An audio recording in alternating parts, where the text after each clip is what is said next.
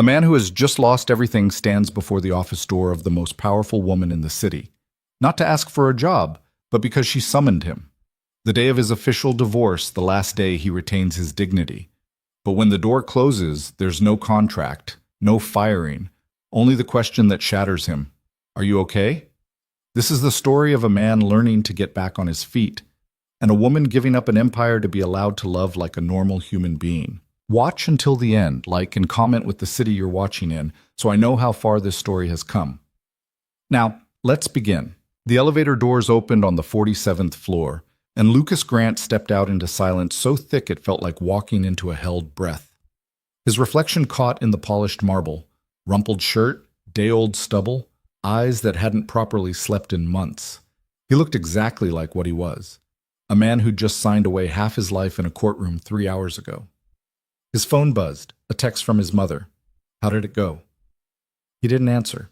Couldn't. Because how do you explain that the woman you'd loved since college had looked at you across a mahogany table and felt nothing? That she'd taken the house, the savings, everything except the one thing she'd never really wanted, their daughter? The hallway stretched before him, empty except for the floor-to-ceiling windows showing the city below. 32 years old, and he'd thought he had it all mapped out. Architecture degree from a good school, job at Hale & Morrison, marriage, kid, maybe a dog eventually. Instead, he had joint custody, a studio apartment that smelled like the previous tenant's cigarettes, and a career he was barely holding together with duct tape and caffeine. Mr. Grant? He turned. Victoria Hale's assistant stood there. Diane, 50s, the kind of professional who could make you feel underdressed in a tailored suit. She didn't smile. She never did. Ms. Hale is ready for you. Lucas's stomach dropped. In 3 years at this firm, he'd spoken to Victoria Hale exactly twice. Once at his interview, where she'd asked 3 questions and hired him on the spot. Once at the holiday party, where she'd nodded at him from across the room. She didn't do casual check-ins. She didn't do HR meetings. When Victoria Hale summoned you, it was either a massive promotion or you were done. And Lucas knew damn well which one this was. Of course, he said, following Diane down the hall. The office at the end wasn't just big. It was engineered to intimidate. Corner view, floor-to-ceiling glass, furniture that probably cost more than his car. But it was the woman behind the desk that made the room feel small. Victoria Hale was 30, though she carried herself like someone who'd been commanding rooms for decades. Dark hair pulled back in a way that was elegant without trying. Suit that was perfectly tailored but somehow not showy. She was beautiful in the way a blade is beautiful, all clean lines and purpose. She looked up as he entered, and for a second something flickered across her face. Not pity, something sharper. "Close the door," she said. Lucas did. His hand was shaking slightly, and he hated that she could probably see it. "Sit." He sat. Victoria didn't speak right away. She just looked at him with those impossibly steady eyes, the kind that seemed to catalog everything. The wrinkled shirt, the missed spot shaving, the wedding ring he'd forgotten to take off this morning. "When did you last eat?" she asked. Of all the questions he'd expected, that wasn't one. This morning, I think. You think. Coffee counts." It doesn't. She stood, walked to a sidebar he hadn't noticed, and poured water from a crystal pitcher, set the glass in front of him. "Drink?"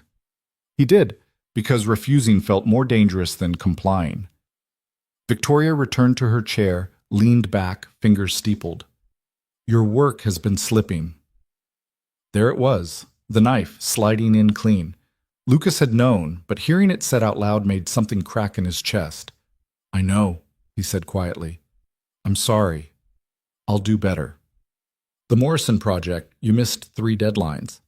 "I'll catch up. I just need—" The Riverside proposal had calculation errors, basic ones. He couldn't look at her. "It won't happen again." "Lucas?" Her voice cut through his spiraling, not harsh, but absolute. "Look at me." He did. And what he saw in her expression wasn't anger, it was something that made his throat tighten. "You filed for divorce 6 months ago," she said. Not a question. "How did you—" "I pay attention to my people. It was finalized today." He nodded, not trusting his voice. "You have a daughter, 4 years old." 5 next month. You're living in a studio in Riverside because it's all you could afford after the settlement. Jesus Christ. Do you have a point, or are we just cataloging my failures for fun? The words came out sharper than he'd intended. In 3 years, he'd never spoken to her like that. Never spoken to any superior like that. But he was so tired of being handled, of being pitied, of being the walking disaster everyone whispered about in the break room. Victoria didn't flinch. The point, she said evenly, is that you're drowning, and you're too proud to ask for help. I don't need help. I need to not lose my job. You already lost your job. The room tilted. Lucas gripped the armrest, trying to breathe through the sudden punch of panic. This was it. The last thing holding his life together, gone. He'd have to tell his mother, his daughter, explain why Daddy couldn't afford the apartment anymore, why they'd have to move again. You lost it 6 weeks ago, Victoria continued, her voice calm as glass, when you stopped caring whether you kept it. He stared at her. What? You've been going through the motions, competent enough not to get fired, not good enough to matter. You don't care about the work anymore because you're just trying to survive the day. It was true. Every word. But hearing it laid out like that, clinical and exact, made him want to disappear. So fire me, he said. Stop dragging this out. I'm not firing you. Then what the hell is this? Victoria stood, walked to the window. The late afternoon light caught her profile, and for a moment she looked less like a billionaire and more like someone carrying weight no one else could see. Do you know why I started this firm? She asked. Lucas didn't answer. Everyone knew the story. Young prodigy, family money, built an empire by 30. But he'd never heard it from her. I was 24, she said, just out of grad school. My father wanted me to join his company, marry someone appropriate, produce heirs. Very tidy. Her voice was flat, emotionless. I wanted to build things that lasted. So I walked away from all of it. Every connection, every dollar, built this from nothing. That's not nothing, Lucas said, gesturing at the office. This is lonely. The word hung in the air. I have 300 employees. I know their names, their salaries, their performance metrics. But I don't know them, not really, because I trained myself not to. She turned back to him, and there was something raw in her eyes that made his chest ache. My marriage lasted 11 months, she said. He wanted the billionaire wife, the trophy, the access. When I told him I was thinking of stepping back, spending less time at work, he laughed, said I'd be nothing without the company. She paused. He wasn't wrong. Lucas didn't know what to say. This wasn't a conversation. It was a confession. So I threw myself into work, Victoria continued. Built bigger, pushed harder, proved I didn't need anyone. And now I have an empire and a divorce decree, and I eat dinner at my desk 4 nights a week because going home feels like walking into a mausoleum. She moved back to her chair, sat down, looked at him with an intensity that made him forget to breathe. You asked what this is, she said. This is me recognizing someone who's making the same mistake I did. I'm not... You're running yourself into the ground because you think if you stop moving, you'll fall apart. You're putting your daughter to bed and then staying up until 3 a.m. on work you don't care about because the alternative is sitting alone with your thoughts. You're surviving, not living. Lucas felt something crack open in his chest. What else am I supposed to do? Stop. I can't stop. I have bills. I have custody arrangements. I'm giving you 2 weeks. He blinked. What? 2 weeks, full pay. You're not fired. You're on leave. I don't need... It's not a request. Her voice was firm, but not cruel. You're going to go home, spend time with your daughter, sleep, eat actual food. Figure out what you want your life to look like when you're not just trying to survive it. And if I say no, then you're not as smart as I thought you were. They stared at each other across the desk. Outside, the city glittered in the fading light. Thousands of windows, thousands of lives, all of them probably falling apart in their own private ways. Why do you care? Lucas asked quietly. Victoria was silent for a long moment. When she spoke, her voice was softer than he'd ever heard it. Because 2 years ago, I collapsed in this office at 11 p.m. Dehydration, exhaustion, stress. Diane found me, called an ambulance. I spent 3 days in the hospital, and the only person who visited was my lawyer with papers to sign. She looked down at her hands, perfectly manicured, ringless. I built this entire empire, and when I fell, there was no one to catch me. So I'm catching you, while there's still time. Lucas felt his throat close. He'd spent 6 months being strong, for his daughter, for his lawyer, for the judge, for everyone who needed him to just keep functioning. No one had asked if he was okay. No one had seen past the performance. I don't know how to stop, he admitted. I know. Victoria pulled a card from her desk drawer, slid it across to him.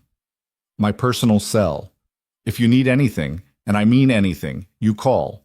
Don't text, call. He picked up the card. The numbers felt like a lifeline. This doesn't make sense, he said. You barely know me. I know enough. She stood, walked around the desk, did something that shocked him more than anything else in this entire surreal conversation. She held out her hand. Not to shake. Just offering. Lucas stood, looked at her hand, at her face, at this impossibly powerful woman who'd just stripped herself bare because she thought it might save him. He didn't take her hand. Instead, he felt the thing he'd been holding together for 6 months finally shatter. I'm so tired, he whispered. I know. I don't know if I can do this anymore. You can. How do you know? Because you're still here. And then he didn't know who moved first, didn't know if it was appropriate or professional or any of the things it should be. But suddenly he was crying into the shoulder of his billionaire boss, and she was holding him with a steadiness that felt like the first solid ground he'd touched in months. She didn't say anything. Didn't tell him it would be okay. Didn't offer empty platitudes. Just let him break. There in her office with the door locked and the city spread out below them like a promise that life kept going even when you thought it couldn't. When he finally pulled back, face red and wet and mortified, she handed him a box of tissues without comment. I'm sorry, he managed. Don't be. That was incredibly unprofessional. Good thing the door was locked. She returned to her desk, gave him space to collect himself. When she spoke again, her voice was back to business, but warmer. 2 weeks, starting tomorrow. I'll have Diane send the paperwork. Lucas wiped his face, tried to find some shred of dignity. And after, you come back. We figure out a sustainable workload. Maybe switch you to a team with better hours. Maybe talk to HR about counseling services. She paused. Whatever you need to stay alive, actually alive, not just breathing. He nodded, stood, made it halfway to the door before her voice stopped him. Lucas? He turned. Victoria was backlit by the window, her expression unreadable. Your daughter is lucky to have someone fighting this hard to keep it together for her. Something in his chest loosened. Thank you. Don't thank me yet. I'm a terrible boss. I'll probably call you at 9 p.m. with random questions. You have my number? I have everyone's number. I'm mildly terrifying, remember? It was the first time he'd seen her smile. Really smile, not the corporate version. It transformed her face into something younger, more real. Noted, he said. Go home, Lucas. Kiss your daughter. Order pizza. Watch something stupid on TV. Be a person for 2 weeks. I'll try. Don't try. Do. He left before he could say something else stupid, like how she'd just saved his life without even realizing it. The studio apartment was exactly as he'd left it. Small, dim, smelling faintly of Thai food from the restaurant downstairs. Lucas dropped his bag, looked around at the space that was supposed to be temporary, but had become his reality. 1 room, pull-out couch, kitchenette with 2 burners, bathroom barely big enough to turn around in, and in the corner, carefully arranged, his daughter's space, pink sheets on an air mattress, stuffed animals lined up with the precision only a 5-year-old could manage, a bookshelf he'd built from scrapwood. Emma wasn't here tonight. Thursday was his ex-wife's day. He'd pick her up tomorrow after school, have her for the long weekend. The apartment always felt bigger when she wasn't here, emptier. His phone buzzed, his mother again. He typed back, "It's done. I'm okay." The lie tasted familiar. He ordered pizza. Not because he was hungry, but because Victoria had told him to, and something about her certainty made him want to try. While he waited, he looked at the card she'd given him. Victoria Hale. Personal cell number. Call if you need anything. He couldn't imagine calling. Couldn't imagine what he'd even say. But knowing the option existed felt like someone had cracked a window in a room that had been sealed too long. The pizza arrived. He ate 2 slices standing at the counter, then wrapped the rest for Emma. She loved cold pizza for breakfast. The thought made him smile, then made his chest hurt. He pulled out his laptop, opened his email. Diane had already sent the leave paperwork. 2 weeks, approved, effective immediately. There was also a message from Victoria, timestamped 10 minutes ago. Don't check your work email. I'm serious, I'll know. Despite everything, he laughed. Then he closed the laptop, lay down on the pull-out couch, and for the first time in 6 months, he fell asleep before midnight. The first week was harder than he'd expected. Without work to fill the hours, Lucas found himself unmoored. He'd drop Emma at school, come back to the apartment, and stare at walls. He tried reading, cleaning, running errands that didn't need running, but everything felt like killing time until he could pick her up again. His ex-wife, Jennifer, was cordial in that distant way people are when they've decided you're no longer worth fighting with. She dropped Emma off Friday evening with a new backpack and barely a word. "Pizza!" Emma shrieked when she saw the box in the fridge. "For breakfast tomorrow," Lucas promised, scooping her into a hug that she returned with the full-body enthusiasm of someone who hadn't yet learned to guard her heart. "Can we go to the park?" "Of course." "Can we get ice cream?" "If you eat real dinner first." "Can we—" "Yes to everything. This weekend is yes weekend." Emma grinned, gap-toothed and perfect. She had his eyes, her mother's smile, and a personality entirely her own, fierce, funny, completely unbothered by the fact that her parents' marriage had imploded. Or maybe she was bothered and just hid it well. Lucas couldn't tell anymore. They went to the park, got ice cream, built a blanket fort in the apartment that took up every available inch of space. Emma fell asleep mid-sentence, telling him about a kid at school who could burp the alphabet. Lucas carried her to the air mattress, tucked her in, and sat there watching her breathe. This was what mattered. This one person who loved him unconditionally, who didn't care that he'd lost the house or the marriage or his sense of who he was supposed to be. His phone buzzed. Unknown number. He almost ignored it, then realized Victoria had said to call, not text. But maybe. He stepped into the bathroom, closed the door quietly. "Hello? You're supposed to be relaxing, not staring at your kid in existential crisis mode." Victoria's voice was dry, amused. Lucas felt a smile tug at his mouth despite himself. "How did you Lucky guess, you have that vibe." "What vibe?" Devoted father, mildly depressed, probably hasn't slept properly in days despite having nothing to do. "It's been a week." "Exactly, and you're going insane." He laughed, quiet and rough. "Maybe." There was a pause. Background noise on her end. Music, voices. She wasn't at the office. "Where are you?" he asked. "Charity gala. Very boring, very expensive. I'm hiding in the coat check." "Shouldn't you be networking or whatever billionaires do?" "I've networked. I've smiled for photos. I've written checks. Now I'm done." She sighed. "Tell me about your daughter." The request caught him off guard. "What do you want to know?" "Anything. I need to remember what normal people talk about." So he did. Told her about the blanket fort, the ice cream, the alphabet burping kid. Victoria listened without interrupting, and when he finished, she was quiet for a moment. "She sounds wonderful," she said softly. "She is. She's the only thing I didn't screw up." "You didn't screw up. Your marriage ended. That's not the same thing." "Feels the same." "I know." Another pause. "My ex sent me an email last week, congratulating me on the Bloomberg profile, as if we were colleagues, not people who promised forever." Lucas leaned against the bathroom door. "What did you say?" "Nothing." "What is there to say?" He wanted access to my world. When I told him I might step back, build something smaller, more personal, he looked at me like I'd lost my mind. Her voice was steady, but he could hear the edge underneath. So I proved him right. Kept building.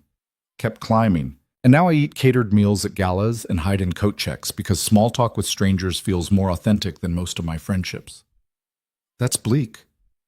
That's honest. They were quiet. Outside the bathroom door, Lucas could hear Emma shifting in her sleep, murmuring something about strawberries. "Why did you really call?" he asked. Victoria hesitated. When she spoke, her voice was lower.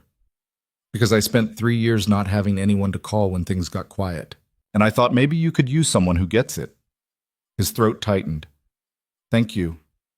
Don't thank me. I'm being selfish. This conversation is the most real thing that's happened to me all month. You're at a gala in a designer dress hiding in a coat check. That's pretty real. This dress cost $8,000, and I hate it. Nothing about this is real. Lucas smiled despite himself. What would you rather be doing? Honestly, sitting in a crappy apartment eating cold pizza and talking to someone who doesn't want anything from me. That's weirdly specific. I'm weirdly specific. They talked for another 20 minutes. About nothing, about everything. She told him about the firm's new project, a sustainable housing development that was her passion project. He told her about the bridge design he'd been sketching in his notebook, the one that had nothing to do with work and everything to do with needing to create something beautiful. When they finally hung up, Lucas realized he felt lighter, not fixed, not whole, but less alone. He checked on Emma one more time, then lay down on the pull-out couch and slept through the night. The second week, something shifted. Lucas started running in the mornings. Not far, just around the block, but it felt good to move. To breathe hard for reasons that weren't panic. He cleaned the apartment properly, threw out the takeout containers, bought actual groceries. He took Emma to the children's museum, to the library, to a pottery painting place where she made him a mug that was lopsided and perfect. They had dinner with his mother, who looked at him with concern that had softened into relief. "You look better," she said, cornering him in the kitchen while Emma terrorized the dog. "I feel better." What changed? He thought about Victoria, about that first conversation in her office, the ones that followed, the way she'd seen him, really seen him, when everyone else saw the disaster. "I stopped trying so hard to hold it together," he said, started letting it fall apart properly. His mother hugged him, fierce and wordless, and at night, after Emma was asleep, his phone would buzz. Not every night, but enough. Victoria, calling from the office or her apartment or once from her car, stuck in traffic after a site visit. They talked about work, life, the particular loneliness of being surrounded by people who needed you to be perfect. She never crossed a line, never made it inappropriate, but there was an intimacy in those conversations that felt more profound than anything he'd experienced in his marriage. "I go back Monday," he said one night, 11 days into his leave. "I know." Victoria sounded tired. "How do you feel?" "Terrified." "Better." "I don't know." The workload conversation. I meant it. We'll adjust things. "I don't want special treatment." "It's not special treatment. It's sustainable employment. There's a difference." He smiled. "You're good at this." "At what?" "Caring about people while pretending you're just being practical." She was quiet, then softer. "I'm not pretending." Something in his chest cracked open. He wanted to ask what this was, these late-night calls, this connection that felt too big for the boundaries they'd carefully maintained. But asking would mean risking the answer. "I should go?" he said instead. "Emma has soccer tomorrow." "Of course. Lucas?" "Yeah?" "I'm glad you're coming back." The words hung between them, weighted with everything they weren't saying. "Me too," he managed. After he hung up, he lay in the dark and thought about Monday. About walking back into the office, seeing her in professional mode, pretending these conversations never happened. He didn't know if he could do it, but he knew he had to try. Or Monday morning came too fast and not fast enough. Lucas dropped Emma at school, drove to the office, rode the elevator to the 47th floor with his heart in his throat. The bullpen was familiar. Same desks, same faces, same hum of productivity. A few people welcomed him back. Most didn't notice he'd been gone. He settled at his desk, opened his laptop, found an email from Diane.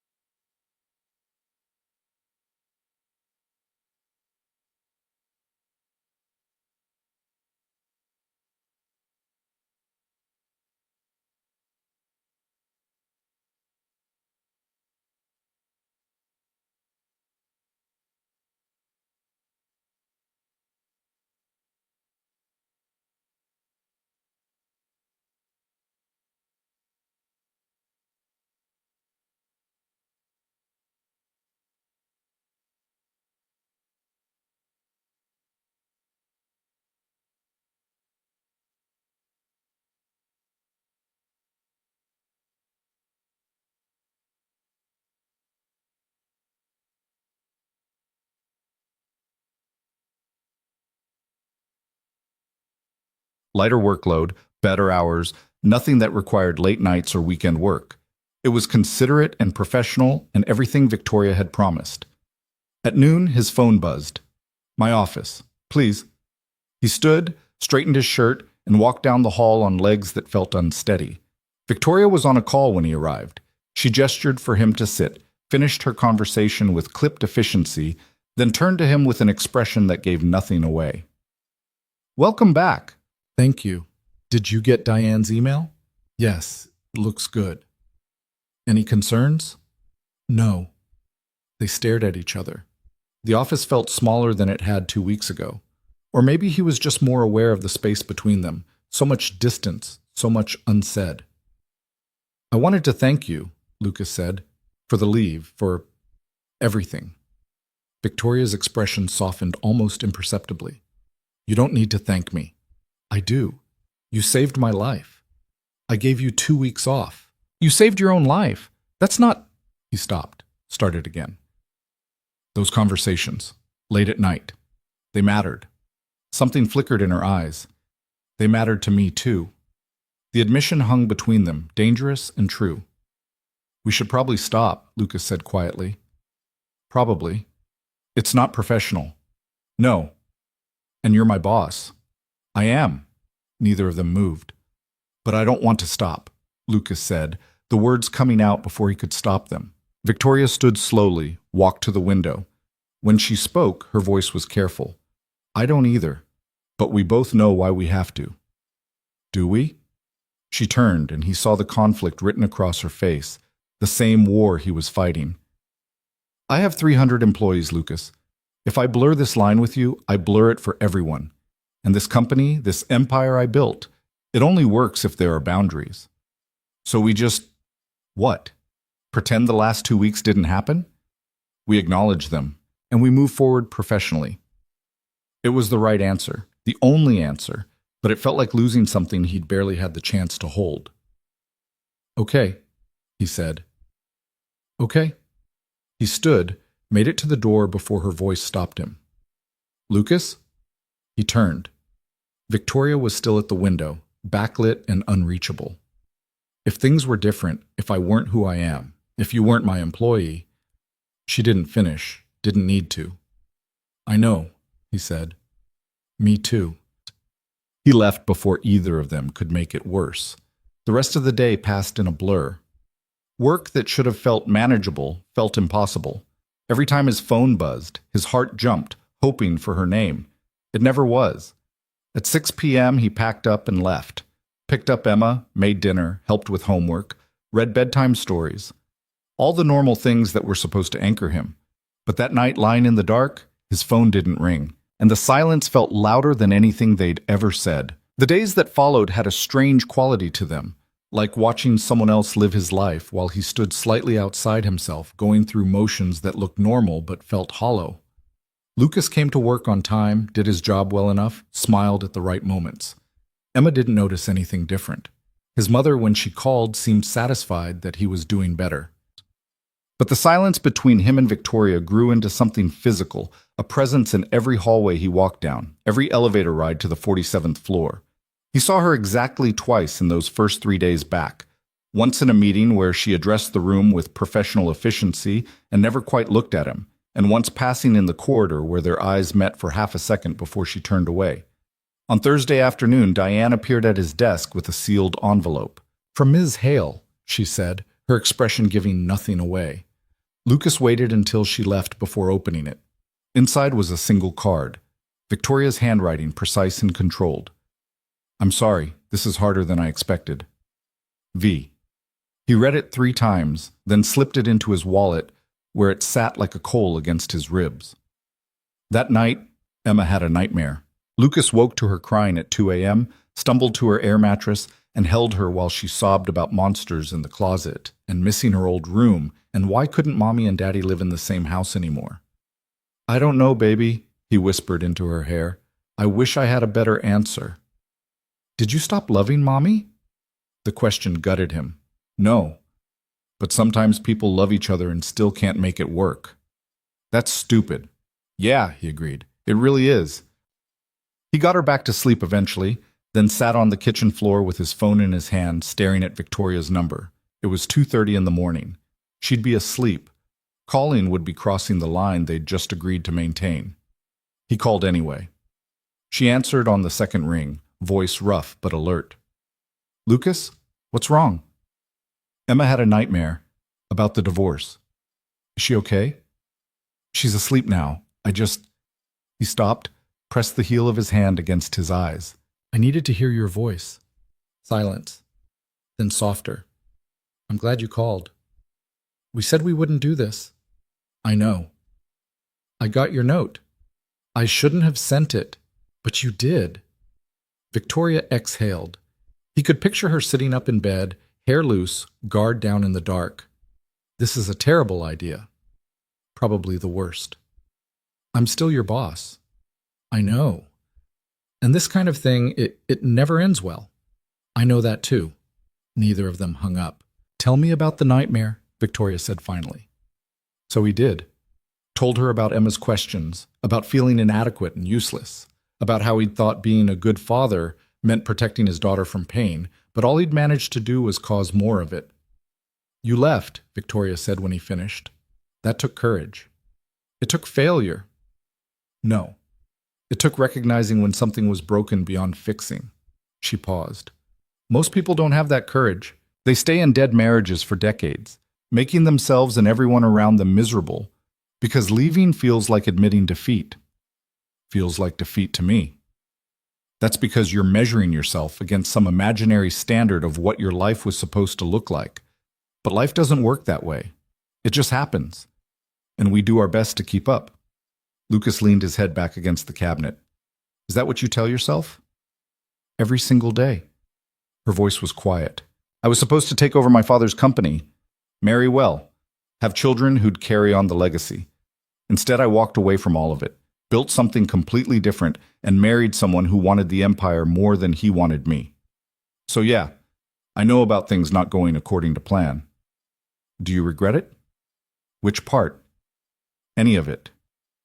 She was quiet for a long moment. When she spoke, there was something raw in her voice that made his chest ache. "I regret the marriage. Not because it failed, but because I knew it was wrong from the start and did it anyway.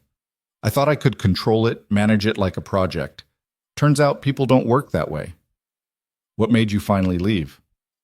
"He told me I was cold, unfeeling, that I cared more about buildings than people." She laughed, but it wasn't a happy sound. "The worst part was, he wasn't entirely wrong. I'd become exactly what I needed to be to survive in this world. And somewhere along the way, I forgot how to be anything else." Lucas thought about the woman who'd held him while he broke apart in her office, who called him at midnight to talk about nothing, who sent handwritten notes of apology for boundaries she needed to maintain. "You're not cold. You don't know me well enough to make that call. I know you hired a single father who was falling apart and gave him space to heal instead of just firing him. I know you hide in coat checks at galas and hate $8,000 dresses. I know you call me at 2:30 in the morning even though it breaks every professional rule you've ever set. That last one just proves I'm reckless. Or human." Victoria made a sound that might have been a laugh. "When did you become an optimist?" "I'm not. I'm just tired of pretending everything has to be perfect or it's worthless." "That's optimism. That's exhaustion." They talked until 4 a.m. about Emma, about work, about the particular loneliness of lying awake while the rest of the world slept. When they finally hung up, Lucas felt steadier. Not fixed, but less alone. He managed 3 hours of sleep before Emma jumped on him demanding pancakes. At work that day, he caught Victoria watching him during a presentation. Their eyes met across the conference room, and something passed between them that made his pulse skip. She looked away first, but not before he saw the conflict written across her face. After the meeting, his phone buzzed. "We need to stop calling each other." He typed back, "I know." Her response came immediately. "I mean it this time. So did I the last 3 times. Lucas?" "Victoria." A pause. Then, "This is going to end badly. Everything ends badly eventually. At least this feels good in the meantime." He watched the typing indicator appear and disappear twice before her response came through. "My office. 6 p.m. The rest of the day crawled by. Lucas tried to focus on work, failed, redid calculations 3 times before getting them right. At 5:30, he called his mother and asked if she could pick up Emma from aftercare. Hot date? She asked, teasing. Something like that. Lucas Grant, are you seeing someone? It's complicated. Complicated is good. Complicated means you are living again. He wasn't sure if that was true, but he didn't correct her. At 6 p.m. exactly, he knocked on Victoria's office door. Come in. She was standing at the window, still in her work clothes, but with her hair down, falling past her shoulders in a way he'd never seen during business hours. The late sun lit her profile, and for a moment he forgot why he was there. Close the door, she said without turning around. He did. Lock it. His hand hesitated on the deadbolt. Victoria, I'm not going to touch you. I just need to say some things, and I can't risk someone walking in. He locked the door. Victoria turned to face him, and he saw the exhaustion in her eyes, the same battle he'd been fighting written across every line of her body. I can't do this, she said. The calls, the messages, pretending during the day that we're just boss and employee when we both know it's a lie. Okay, that's it? Okay? What do you want me to say? That I'll stop calling? I tried. That I'll stop thinking about you? Can't do that either, so yeah, okay, we can't do this, but we're doing it anyway. You're not making this easier. I'm not trying to. She moved toward him, stopped a careful 3 feet away, close enough that he could see the pulse at her throat, the way her hands were shaking slightly. Far enough that they weren't touching. I spent my entire adult life building walls, she said, learning to not need anyone, to be completely self-sufficient. And then you walked into my office 6 months ago for your annual review, and I saw someone who was trying so hard to hold it together that he was destroying himself. And I recognized it, because I was doing the exact same thing.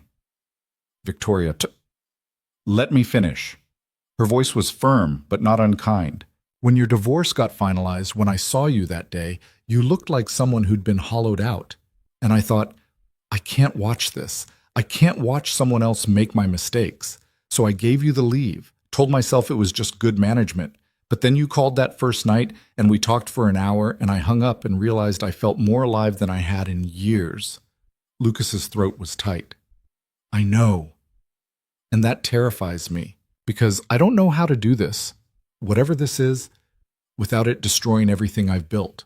I don't know how to care about someone and maintain professional boundaries. I don't know how to be your boss and your... She stopped. My what? I don't know. That's the problem. They stared at each other. The office felt too small, the air too thin. Lucas could count the space between them in inches, 36, maybe 40. It would take 2 steps to close the distance. He didn't move. What do you want? He asked quietly. Honestly? Victoria's voice cracked slightly.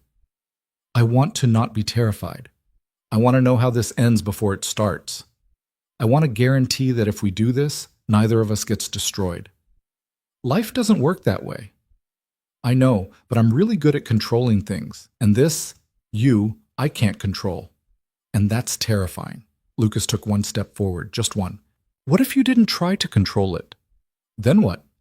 Then we're just 2 people who like talking to each other at 2 in the morning, who understand each other in a way most people don't, who are both so tired of being alone that we're willing to risk it. Risk what? Everything. Victoria closed her eyes. I could fire you right now, make this simpler. You could. I won't. But I could. I know. She opened her eyes and they were glassy with unshed tears. I haven't cried in 3 years. Not when my marriage ended, not when my father called me a disappointment, not when I collapsed in this office from exhaustion, but standing here with you knowing I have to choose between my company and this, I want to cry. So cry. I don't know how anymore. Lucas closed the remaining distance between them. Didn't touch her, just stood close enough that she could if she wanted to. I'm not asking you to choose, he said. I'm not asking you to give up anything. I'm just asking you to stop pretending this isn't happening. And then what? I don't know, but I'm tired of being afraid of what comes next. Victoria looked up at him, and for the first time since he'd met her, she looked uncertain, vulnerable, human in a way that made his chest hurt. "This is a terrible idea," she whispered. "The worst. It's going to complicate everything." "Probably. I don't date employees. It's a hard rule." "I know. And I'm not changing company policy just because—" He kissed her. It wasn't planned, wasn't smooth or romantic or any of the things a first kiss was supposed to be. It was desperate and messy and tasted like coffee and fear. Her hands came up to his chest, and for a second he thought she'd push him away. Instead, she grabbed his shirt and pulled him closer. When they finally broke apart, both breathing hard, Victoria's carefully controlled composure had shattered completely. Her hair was disheveled, her lips swollen, her eyes wide with something between panic and relief. "Oh no," she whispered. "Yeah. We can't. This is... I know. Lucas, I'm serious. This breaks every..." He kissed her again, softer this time, and felt her melt into it with a quiet sound that made his heart race. "We'll figure it out," he said against her mouth. "How?" "I don't know. But I'm tired of pretending I don't feel this." Victoria pulled back slightly, her hands still fisted in his shirt. "If we do this, if we really do this, it has to stay private. No one at the company can know. And if it affects your work, if it creates any conflict of interest, we stop immediately. Okay? I'm serious. My reputation, this company, I can't risk it for what?"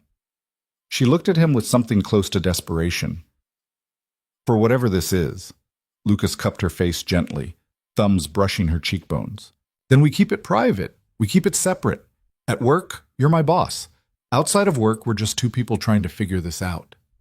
"That's not realistic." "Probably not, but it's the best I've got." Victoria closed her eyes, leaned into his touch. "This is going to end badly." "Maybe. Or maybe it doesn't. Maybe we're both so used to things falling apart that we can't imagine something actually working." "You're an optimist. I'm a single dad in a studio apartment dating his billionaire boss. I'm delusional." That surprised a laugh out of her, real and unguarded. "We're not dating." "No? We kissed twice. That's not dating." "What is it then?" She opened her eyes, and the vulnerability in them nearly undid him. "I don't know, but it scares the hell out of me." "Me too." They stood there, foreheads touching, breathing each other's air. Outside the office, the building had gone quiet. Everyone else had gone home hours ago. "I should go," Lucas said without moving. "You should. Emma's at my mom's. I should pick her up." "Of course." Neither of them moved. "Victoria?" "Yeah? Can I call you tonight?" She pulled back, looked at him with something between exasperation and affection. "You're going to anyway."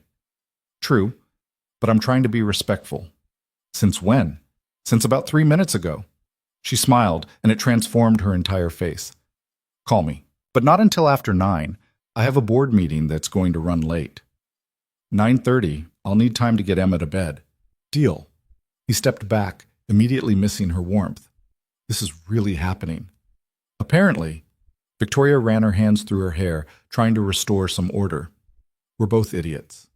"Probably. Definitely." She walked to her desk, put distance between them. "You should go before I change my mind." "Would you?"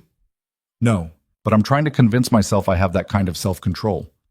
Lucas moved to the door, unlocked it, paused with his hand on the handle. "For what it's worth, I don't regret it. Ask me again in 6 months." "I will."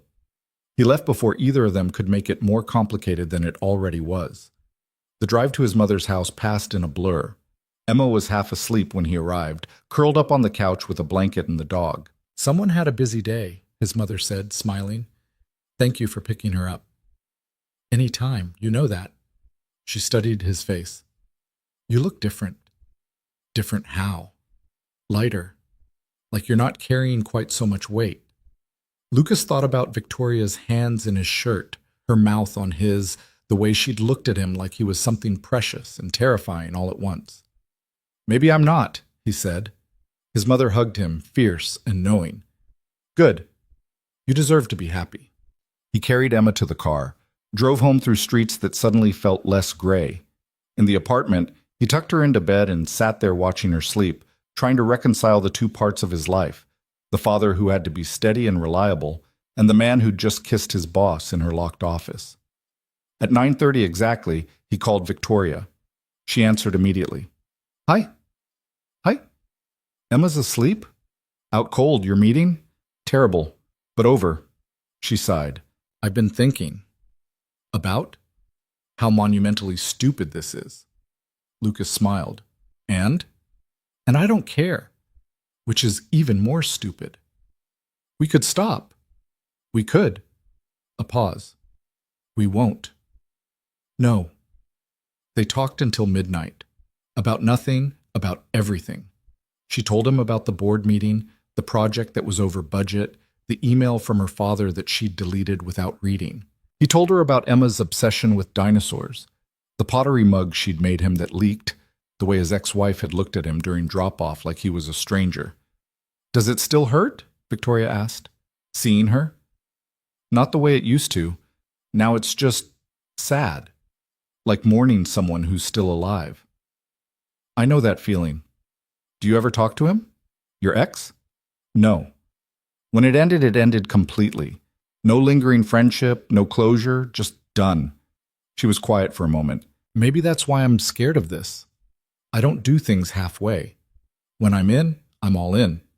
And that's dangerous. Why? Because if it falls apart, I fall apart with it.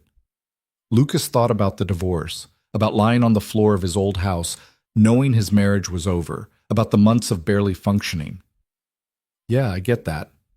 But you're doing it anyway. So are you. I must be losing my mind. Welcome to the club. We have terrible coffee and emotional damage. She laughed, and he could hear her relaxing through the phone. This is going to be complicated. Everything worth having usually is. When did you become wise?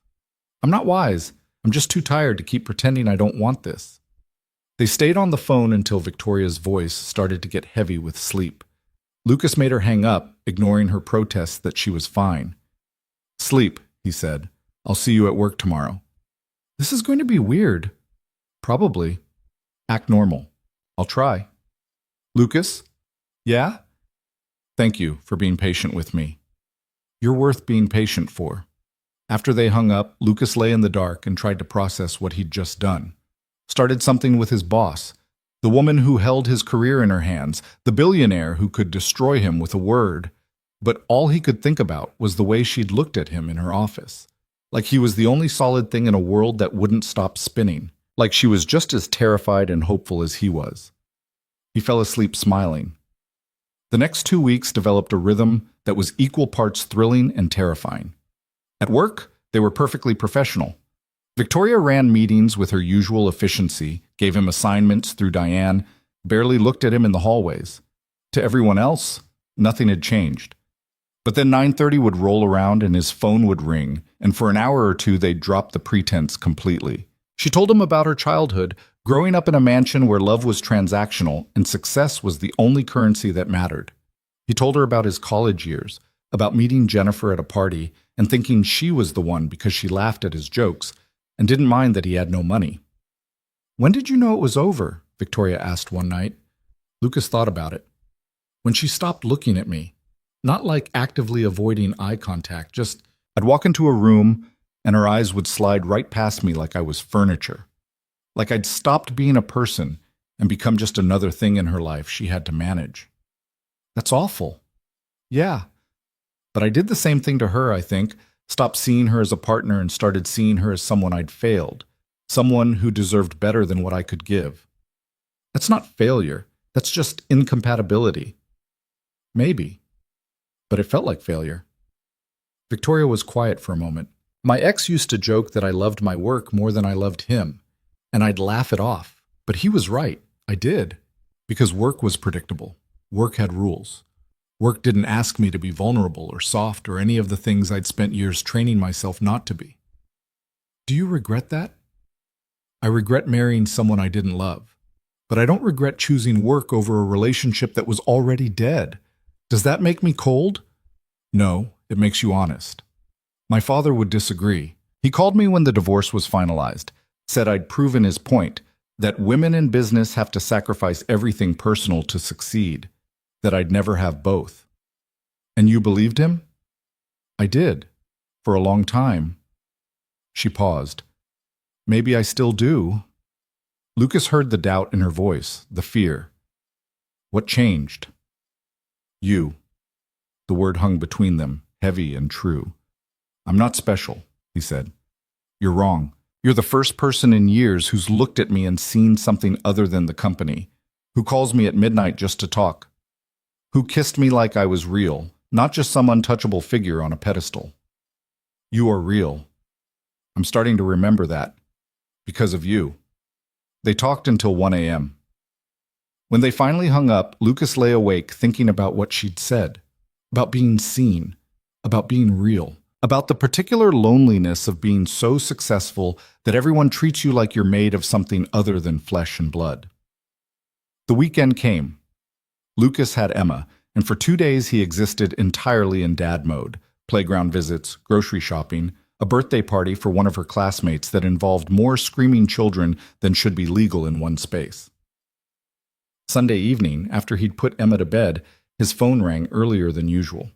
Hey, he answered. Thought you had that dinner thing? I left early. Victoria sounded tired.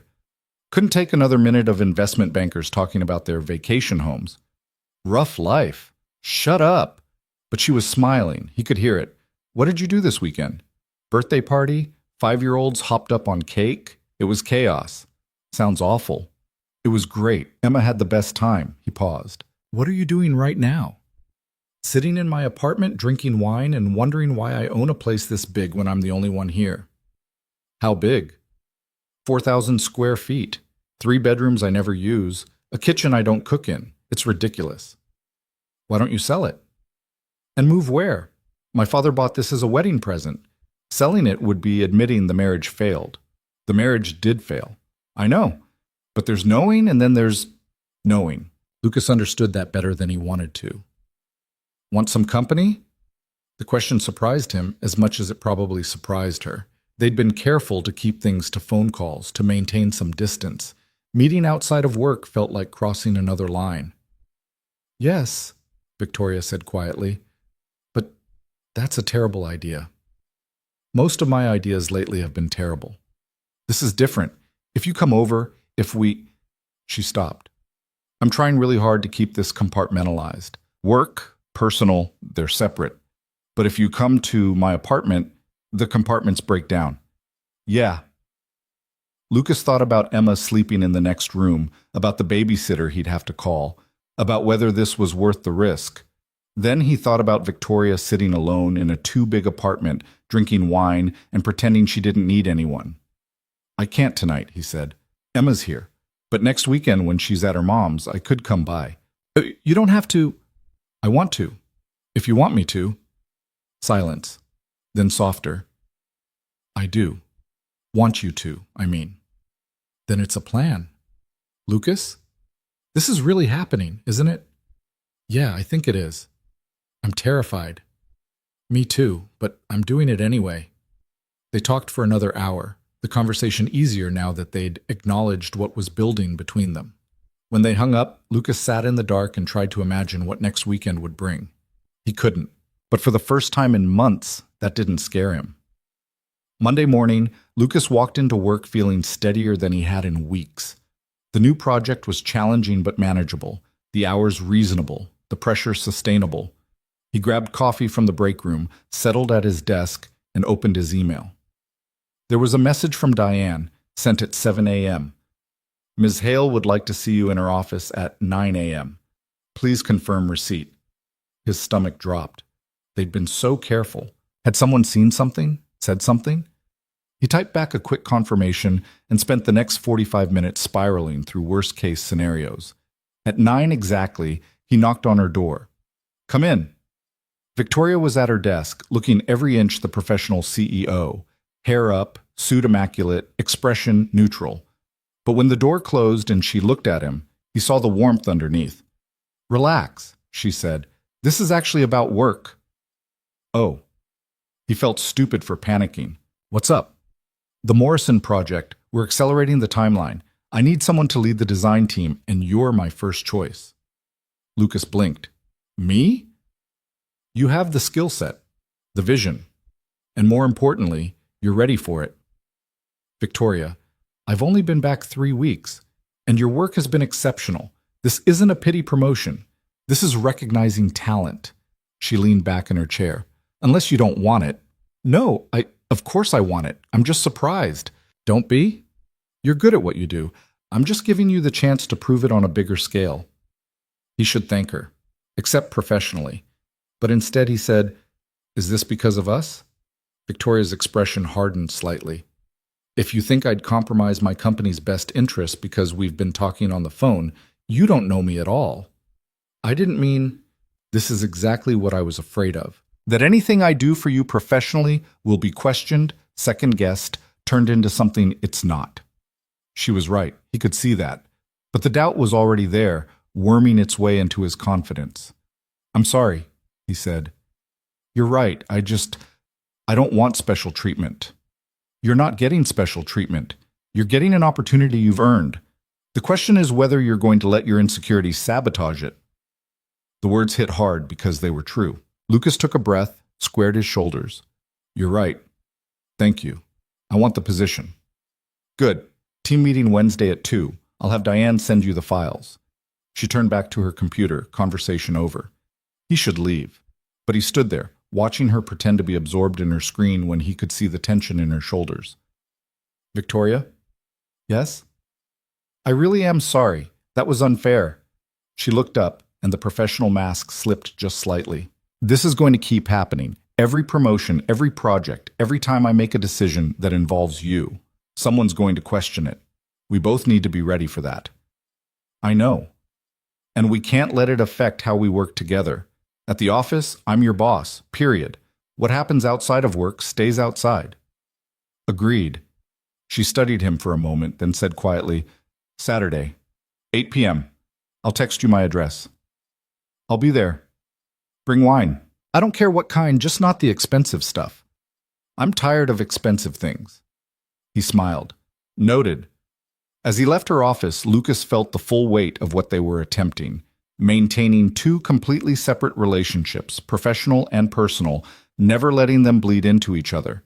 It was complicated and risky and probably impossible, but walking back to his desk with a promotion he'd earned and the promise of Saturday night ahead of him, Lucas thought maybe, just maybe, some impossible things were worth trying anyway. Wednesday's team meeting ran long, stretching past 6 as they dissected the Morrison project timeline and budget constraints. Lucas presented his initial design concepts to a room of 12 people, Victoria among them, seated at the far end of the conference table with her expression carefully neutral. When he finished, she asked 3 pointed questions that made him rethink his structural approach, then nodded once and moved on to budgets. Afterward, as everyone filed out, she caught his eye for half a second.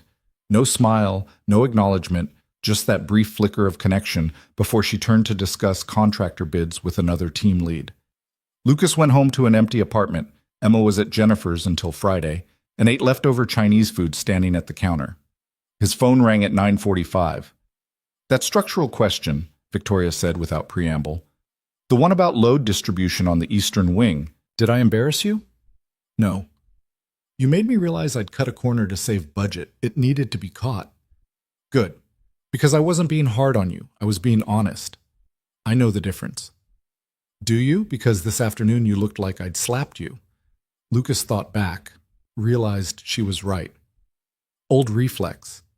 Jennifer used to critique my work in front of people as a power play. Guess I'm still jumpy. Victoria was quiet for a moment. "I'm not her." "I know. But you're going to keep flinching anyway."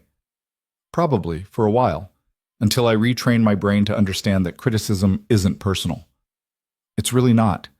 I need the Morrison project to be perfect. That means pushing everyone, including you, especially you, actually, since you're leading it." "No special treatment." "Exactly."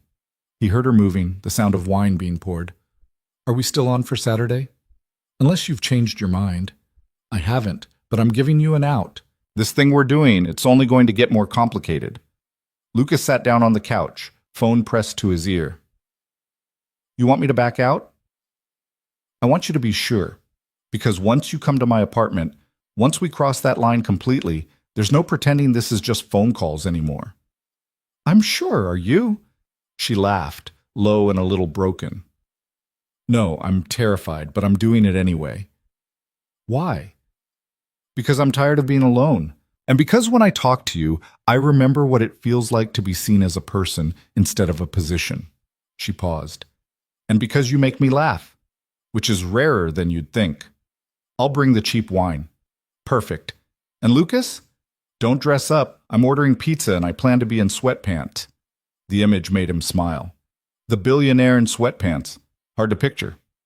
I'm full of surprises. They talked until midnight about everything except Saturday, as if speaking it aloud would make it too real, too immediate. When they hung up, Lucas lay awake thinking about what he was walking into. A relationship that had to stay hidden, that violated every professional boundary, that could end his career if anyone found out. He should be more cautious, should think it through, should protect himself better. Instead, he fell asleep counting down the hours. Friday afternoon, Lucas picked up Emma from school. She ran to the car with her backpack half open, papers flying. Daddy, Miss Chen said my dinosaur drawing was the best one. That's because it was. Let me see. She showed him a crayon masterpiece of a T-Rex eating what appeared to be a school bus. He's hungry. Clearly. Come on, monster. Let's get dinner. They went to the diner near the apartment, the one with the good milkshakes and waitresses who knew Emma's order by heart. She chattered about school, about her friend Mason, who could do a backflip, about the chapter book her teacher was reading where a girl found a dragon egg. Can we get a dragon, Daddy? Dragons aren't real, baby. But if they were, then yes, absolutely. She grinned, gap-toothed and perfect, and Lucas felt his chest ache with how much he loved her. This was what mattered. Not the job. Not the complicated thing with Victoria. Just this small person who thought he could give her a dragon if one existed. They got home, did homework, built a blanket fort that took up the entire living area. Emma fell asleep at 8:30, worn out from the week. Lucas carried her to the air mattress, tucked her in, and stood there watching her breathe. His phone buzzed. Jennifer. Can I pick her up tomorrow morning instead of Sunday? Something came up. Lucas stared at the message. Tomorrow was Saturday. Tomorrow was Victoria's apartment at 8 p.m. If he had Emma, he'd have to cancel. He typed back, What came up? Does it matter? I'm her mother. The old Lucas would have caved immediately, would have rearranged his life to accommodate her without question. But that Lucas had spent years doing exactly that, and it had gotten him nowhere. Yes, it matters. We have a custody agreement. The typing indicator appeared and disappeared 3 times before her response came. Fine. I have a work event. Client dinner. It's important. So is our schedule. I have plans tomorrow night. Plans? Like what? Sitting in your apartment alone? Come on, Lucas. He felt anger rise, hot and sharp. The assumption that his life was empty, that nothing he did mattered except being available for her convenience. I have a date. He sent it before he could second-guess himself. A date? Since when are you dating? Since I stopped waiting for you to care. There was a long pause. Then, who is she? None of your business. It is if she's going to be around Emma. She won't be. Not yet. We're keeping it separate. Another pause. Fine. I'll pick her up Sunday like we agreed. But Lucas? Don't let some random woman mess up what you have with Emma. He almost laughed. That's rich coming from you. He put the phone down before she could respond, hands shaking with residual anger. They'd been divorced for 6 months, officially done, and she still had the ability to make him feel small. His phone rang. Victoria. Bad time? She asked. No, good time actually. I just told my ex I have a date tomorrow and she lost her mind. You told her about me? Not specifically, just that I'm seeing someone. He paused. Was that stupid? Probably. But I get it. Does she know who? No, and she won't. I'm not bringing you anywhere near that mess. Victoria was quiet for a moment. For what it's worth, I'm glad you have Emma tomorrow night. What? No, she's not. Jennifer wanted to switch days, but I said no. Emma will be at her mom's like planned. Oh. Something shifted in her voice. You fought for our plans. Of course I did. Most people wouldn't have. They'd just reschedule, assume I'd understand. Lucas thought about that. Do you want me to reschedule if this is moving too fast? No. I want you to come over tomorrow at 8 with cheap wine and no expectations. I want to eat pizza in sweatpants and talk to you without a phone between us. I want to see if this thing feels as real in person as it does at midnight. And if it doesn't, then we figure that out too. But Lucas, I don't think that's going to be the problem. They talked until 1 a.m., long after they should have hung up. When Lucas finally put his phone down, Emma was snoring softly in the corner, and the apartment felt less empty than it had in months. Saturday arrived with rain that started at dawn and didn't let up. Lucas dropped Emma at Jennifer's at 10, endured 5 minutes of pointed questions about his date that he deflected with practiced ease, then drove home through traffic that moved like cold honey. The rest of the day crawled. He cleaned the apartment, went to the grocery store, bought wine from the middle shelf, not cheap enough to be terrible, not expensive enough to feel like he was trying too hard. Took a shower at 6, spent 20 minutes deciding what don't dress up meant, settled on jeans and a button-down with the sleeves rolled. At 7:30, he stood in his apartment holding the wine bottle and his keys, wondering if he was making a massive mistake. His phone buzzed. Victoria, you're overthinking this. Just come over. He smiled despite his nerves, pocketed his phone, and left before he could talk himself out of it. Victoria's building was in the part of the city where doormen wore actual uniforms, and the lobby had fresh flowers that probably cost more than his rent. The doorman checked his name against a list, directed him to the elevator, pressed the button for the penthouse. Of course it was the penthouse. The elevator opened directly into her apartment, and Lucas stepped into a space that somehow managed to be both enormous and impersonal. Floor-to-ceiling windows showed the city spread out below, rain-slicked and glittering. The furniture was expensive but sparse, like a hotel room for someone who'd been staying too long. Victoria appeared from around a corner, and Lucas forgot how to breathe. She was in sweatpants and an oversized sweater, hair down and slightly damp, no makeup, barefoot. He'd only ever seen her put together, professional, armored. This version, soft and real and nervous, was almost too much. "Hi," she said. "Hi." They stared at each other across the polished floor, the moment stretching until it felt fragile. "You brought wine." She moved forward, took the bottle from his hand. "Perfect. I already regret the expensive stuff I have in there. Your building has a doorman who looks like he could break me in half. Marcus, he's very sweet once you get to know him." She led him into the kitchen, opened the wine with efficient movements. "He also screens everyone who comes up here, so congratulations. You passed." "What would have happened if I didn't?" "Marcus would have politely suggested you leave, and I would have died of embarrassment." She poured 2 glasses, handed him one. Their fingers brushed, and Lucas felt the jolt of it run straight through him. "Tour?" Victoria asked. "Sure." She showed him around the apartment. 3 bedrooms that were clearly never used, a dining room with a table that could seat 12, a home office that looked like a smaller version of her work one. Everything was beautiful and expensive and completely devoid of personality. "It's like a museum," Lucas said, then immediately regretted it. "Sorry, that was rude." "No, you're right, it is. I bought it furnished, never changed anything. Didn't seem worth it when I'm barely here. Where are you, if not here?" "Work. Or traveling for work, or thinking about work while pretending to do something else." She took a sip of wine. "I told you, I don't know how to be a person outside of the company." They ended up in the living room, sitting on a couch that was beautiful and uncomfortable. The rain drummed against the windows, the city a blur of lights below. "Pizza should be here in 20 minutes, Victoria said. "I ordered from the place down the street. They know my order, which is pepperoni and mushroom. Half the cheese because otherwise it's too greasy. Extra sauce." "That's very specific." "I'm very specific about most things." She curled her legs under her, looked at him with something between curiosity and apprehension. "This is weird, right? Having you here?" "Very weird." "Good. I thought it was just me." Lucas set his wine down, turned to face her fully. "Why did you invite me?" "Because I wanted to see you, really see you, not just across a conference table or in passing in the hallway. And now that I'm here," she reached out, touched his face with careful fingers. "Now that you're here, I'm remembering why I spent 3 years training myself not to do this. Do what? Care about someone. Let them in. Risk it. Her thumb brushed his cheekbone. You're going to break my heart, aren't you? Not on purpose. That's not the same as no. No, he agreed.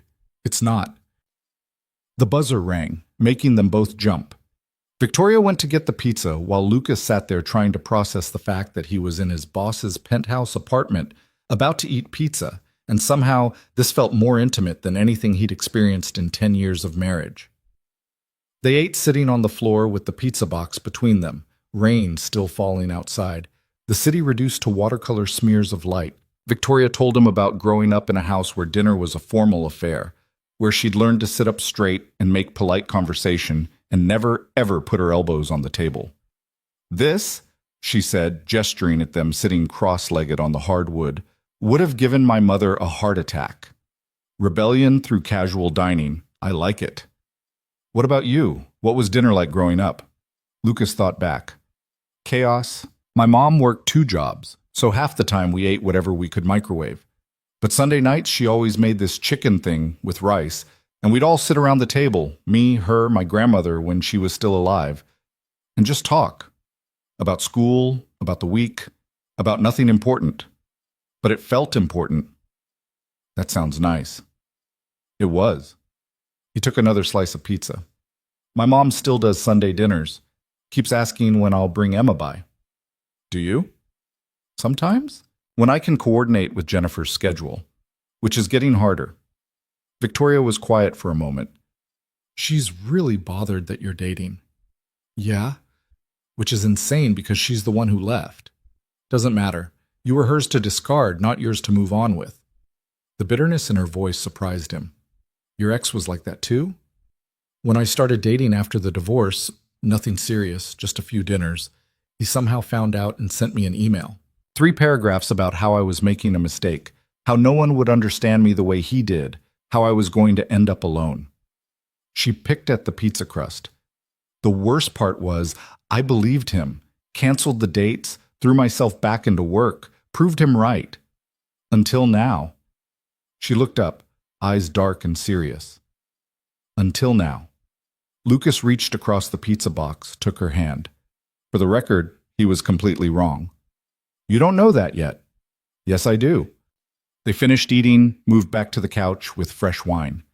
Victoria put on music, something instrumental and moody that fit the rain, and they talked about everything except work.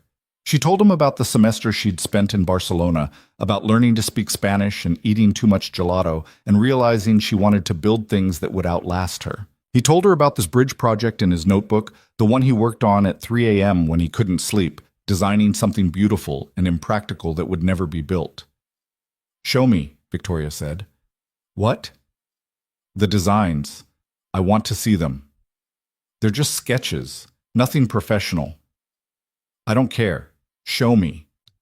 He pulled up the photos on his phone, pages of his notebook covered in rough drawings, calculations in the margins, notes about light and shadow, and the way suspension cables could look like art if you got the proportions right.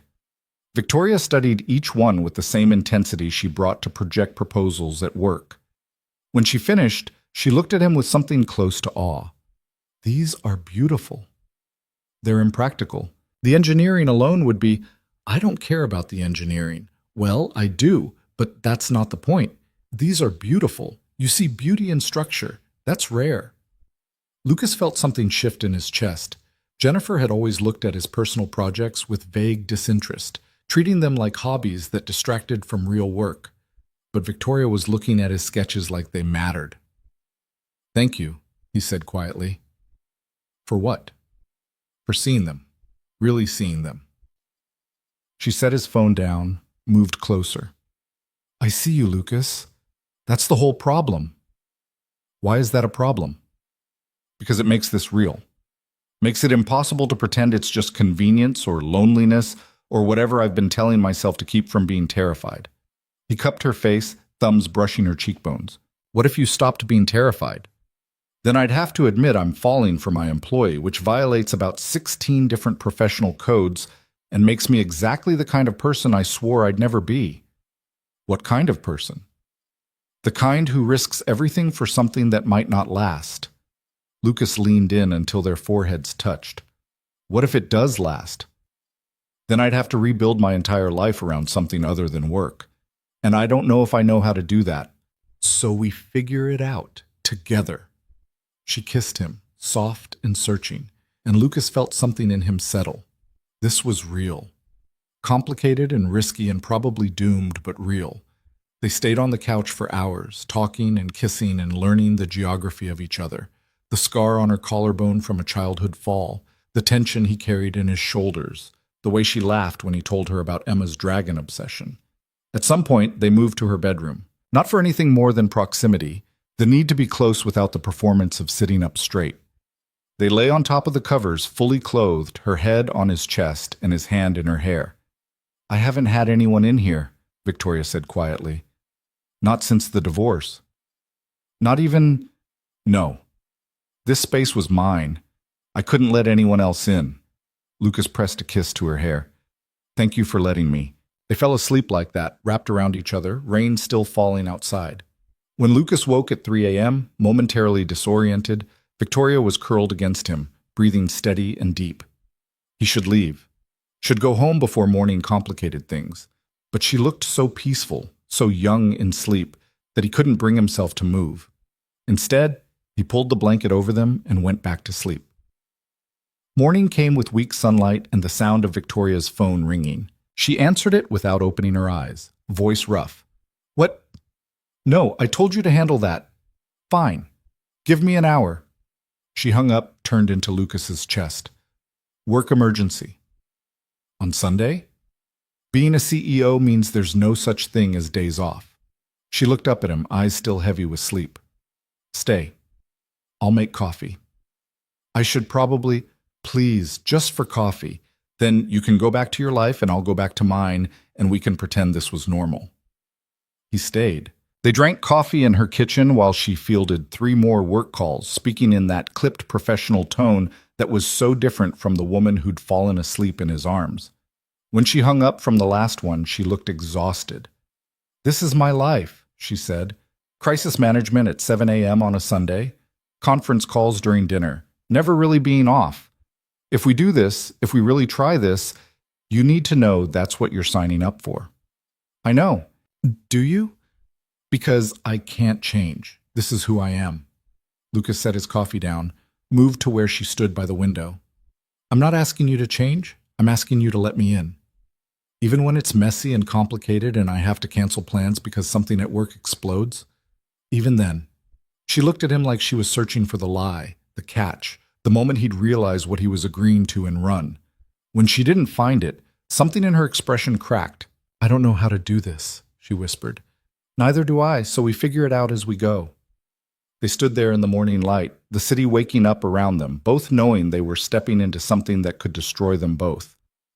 Lucas left at 8:30, driving home through Sunday morning traffic with Victoria's goodbye kiss still warm on his mouth. His phone rang as he pulled into his apartment complex. Did I forget something? He answered. No, Victoria paused. Thank you. For staying. For not running when you saw how much of a disaster my life is. Your life isn't a disaster. It's controlled chaos at best. So's mine. We match. She laughed, and he could hear the relief in it. I'll see you at work tomorrow? Unfortunately for both of us. It's going to be weird, pretending nothing happened. Then we'll be weird together. After they hung up, Lucas sat in his car and tried to process the last 12 hours. He'd spent the night at Victoria Hale's apartment. They'd eaten pizza on the floor and fallen asleep wrapped around each other and talked about futures that terrified them both. And tomorrow, he'd walk into the office and pretend she was just his boss. He was halfway to his apartment when his phone buzzed with a text from an unknown number. Lucas, this is Jennifer. We need to talk. About Emma. And about whoever you're seeing. Call me. He stared at the message, dread pooling in his stomach. Jennifer didn't text from unknown numbers. She didn't ask to talk about his dating life. Something was wrong. He called her back. What's going on? Can you come over? I don't want to do this on the phone. Jennifer, I just got home. If this is about yesterday, it's not. It's about Emma. Just come over, please. The please got him. Jennifer didn't say please. He drove to her house, the house that used to be his, with the yard he'd mowed and the porch he'd painted. She answered the door looking tired, her hair in a messy ponytail, no makeup. "Where's Emma?" he asked. "At my mom's. I needed to talk to you alone." She led him to the kitchen, poured coffee he didn't want, sat across from him at the table where they'd made 1,000 decisions about their life together. "I made a mistake," she said. Lucas's stomach dropped. "What kind of mistake?" "Leaving. Ending our marriage. All of it." She looked at him with eyes that were bright with tears. "I want to try again." The words hung in the air between them, impossible and too late. "You can't be serious," he said. "I am. I've been thinking about it for months. I was scared, Lucas. Scared of being stuck, of losing myself, of becoming just someone's wife instead of my own person. So I ran. But I was wrong. Jennifer, just listen, please." She reached across the table, took his hand. "We were good together. We had a life. We have Emma. She deserves both her parents under one roof." Lucas pulled his hand back. "You don't get to do this." "Do what?" "Show up 6 months after destroying our marriage and decide you want it back. It doesn't work that way." "Why not?" "People get back together all the time. We could go to counseling, take it slow." "No." The word came out harder than he intended. Jennifer flinched. "You're seeing someone," she said. "That's what this is about. This is about you walking away and expecting me to just wait around until you changed your mind. This is about you treating our marriage like something you could pick up and put down whenever it was convenient." "I didn't." "You did. You looked me in the eye and said you didn't love me anymore. Said you needed to find yourself. And I believed you. I signed the papers. I moved into a studio apartment and learned how to be a single father. I rebuilt my entire life from nothing. And now you're throwing it away for some woman you just met?" Lucas stood, his chair scraping against the floor. "I'm not throwing away anything. There's nothing left to throw away. You made sure of that." "Lucas, please. Just think about it. Think about Emma." "I am thinking about Emma. She deserves parents who actually want to be together, not parents who are together because one of them got scared of being alone." Jennifer's face crumpled. "Is that what you think? That I'm just scared?" "I don't know. And honestly, I don't care anymore." He walked to the door, Jennifer following. "Who is she?" Jennifer asked. "This woman you're seeing?" "None of your business. It is if she's going to be around my daughter." Lucas turned, and the look on his face made her step back. Don't you dare make this about Emma when it's really about your ego being bruised." "My ego? You're the one who moved on in 6 months. You left me. You don't get to be upset that I found a way to keep living." He left before he could say something he'd regret, drove home with his hands shaking on the wheel. His phone rang 3 times, Jennifer, and he ignored it. When he got back to his apartment, he sat on the couch and stared at the wall, trying to process what had just happened. 6 months ago, if Jennifer had said she wanted to try again, he would have said yes immediately, would have taken her back without question, desperate to fix what had been broken. But now, sitting in his small apartment with the memory of Victoria's apartment still fresh, he realized he didn't want to go back, didn't want to rebuild something that had never been solid in the first place. His phone rang. Victoria. "Hey," he answered. "Are you okay? You sound weird." "My ex just asked me to get back together." Silence. Then, carefully, "What did you say?" "I said no, very definitively no." "Oh." He could hear the relief in that single syllable. "Do you want to talk about it?" "Not really. I just want to hear your voice and remember that moving forward isn't the same as giving up." "It's not. Moving forward is choosing what you want instead of settling for what's familiar." Lucas closed his eyes. "I want you, just so we're clear. I want you too, even though it's terrifying and complicated and probably going to implode spectacularly. Very romantic." "I'm not romantic, I'm realistic. You're both. You just don't want to admit it." They talked until Lucas felt steady again, until the conversation with Jennifer felt less like an earthquake and more like a door closing on something that had been dead for months. When they hung up, he realized he was smiling. Monday morning arrived too fast. Lucas walked into the office to find it buzzing with the kind of energy that meant something big had happened. He grabbed coffee, headed to his desk, found half his team clustered around someone's computer. "What's going on?" he asked. Maria, one of the senior designers, looked up. "Morrison project just got green lit for the accelerated timeline. We're presenting to the client in 3 weeks." 3 weeks? That's insane. Yeah, Victoria just sent out the email. All hands on deck, including weekends. Lucas's stomach sank. 3 weeks of intense work meant 3 weeks of late nights, weekend meetings, barely seeing Emma, barely seeing Victoria outside of work. As if summoned by his thoughts, Diane appeared. "Mr. Grant? Ms. Hale wants to see you." He followed her to the office at the end of the hall, heart pounding for reasons that had nothing to do with work. Victoria was on the phone when he entered, gesturing for him to sit. She finished her call, turned to him with an expression that was pure business. "Morrison timeline just moved up. Client wants to see progress in 3 weeks." "I heard. That's going to be tight. It's going to be brutal, which is why I'm assigning you 2 additional team members and clearing your schedule of everything else. This project is your only priority." "Understood. I need you to be honest with me. Can you handle this? The hours? The pressure? The timeline?" Lucas met her eyes, saw the question underneath the question. "Can you handle this while also handling us?" "Yes," he said. "I can handle it." "Good, because I'm counting on you." She handed him a folder. "Timeline, deliverables, budget constraints. Review it and have your updated plans on my desk by end of day Wednesday." "Will do." He stood to leave, made it to the door before her voice stopped him. "Lucas?" He turned. Victoria was at the window, backlit and untouchable. "About this weekend. It can't happen again. Not until after Morrison is delivered." The words hit like a slap. "What?" "We can't afford distractions, either of us. So for the next 3 weeks, we're just colleagues, nothing more." "You can't be serious." "I'm completely serious. This project is too important. Your career is too important. We keep it professional until it's done." Lucas stared at her, trying to find the woman who'd fallen asleep in his arms 2 nights ago. But all he saw was the CEO, controlled and remote. "Fine," he said. "Professional it is." He left before she could see how much it gutted him. The next 3 weeks were exactly as brutal as promised. Lucas worked 12-hour days, came home to an empty apartment, fell into bed exhausted. He saw Emma on his custody days, but was too drained to be much more than present. His mother commented that he looked thin. Jennifer stopped texting after he ignored her for the 3rd time, and Victoria became a ghost. She was everywhere at work, leading meetings, reviewing designs, pushing the team harder, but never alone with him. Their late-night calls stopped. The text messages dried up. At the office, she treated him exactly like every other team member. Professional, efficient, distant. It was what he'd agreed to. What made sense.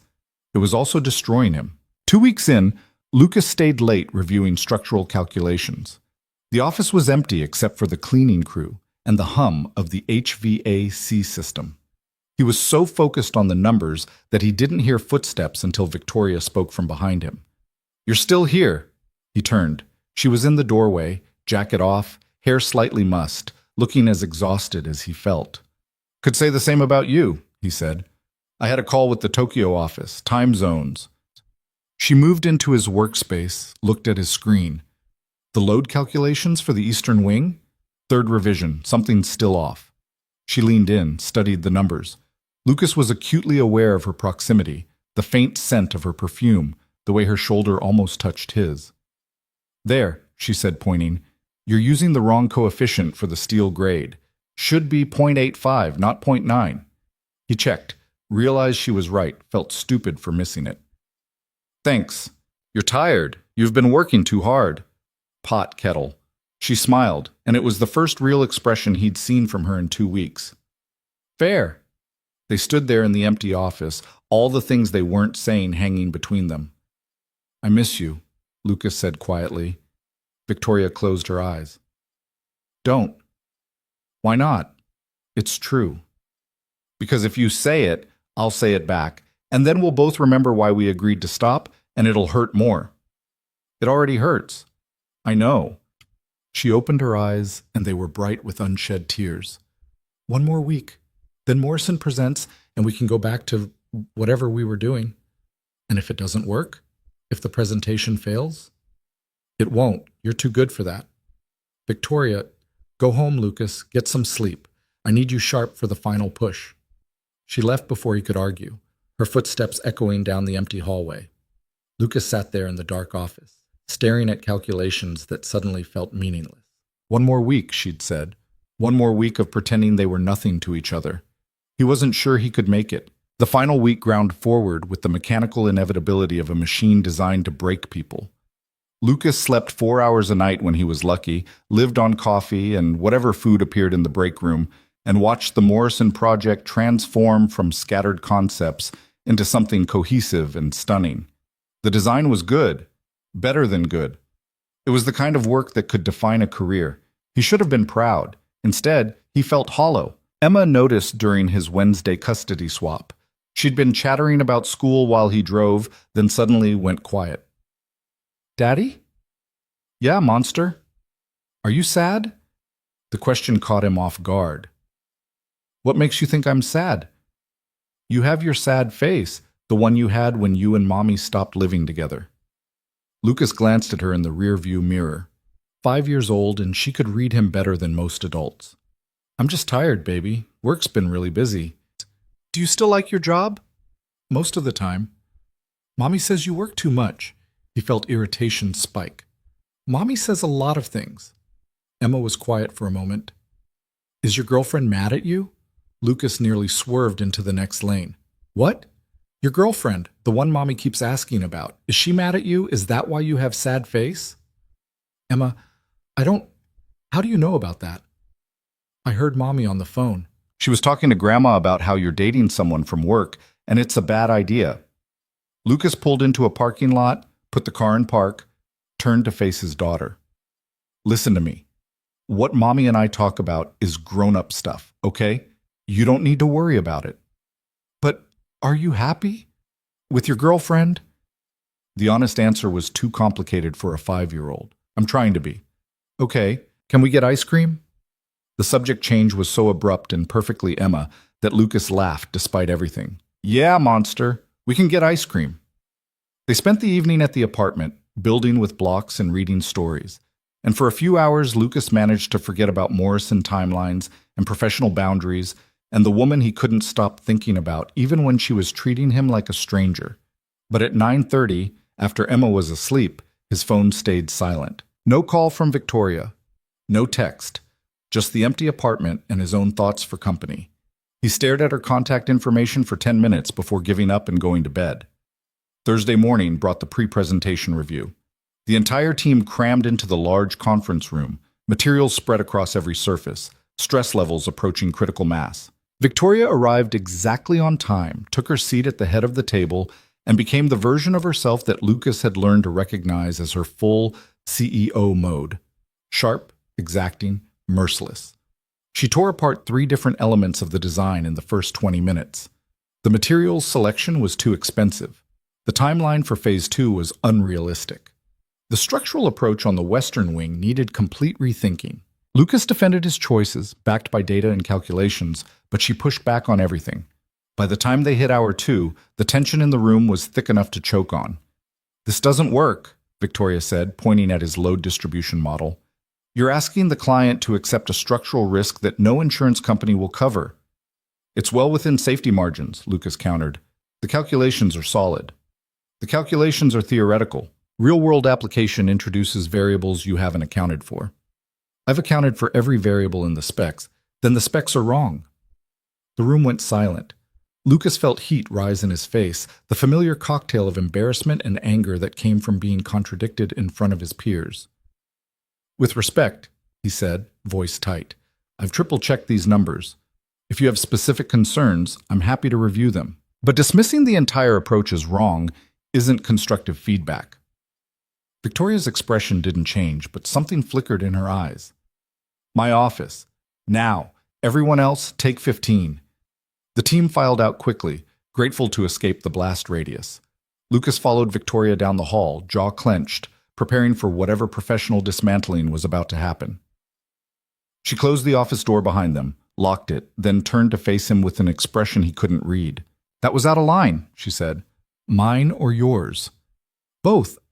I shouldn't have undermined you in front of the team. You shouldn't have challenged me in front of them. You were wrong. I wasn't. Your calculations are solid, but you're not accounting for installation tolerances. The steel fabricator we're using has a history of variance that puts us right at the edge of acceptable risk. Lucas opened his mouth to argue, then closed it. She was right. He'd missed it. How do you know about the fabricator's history?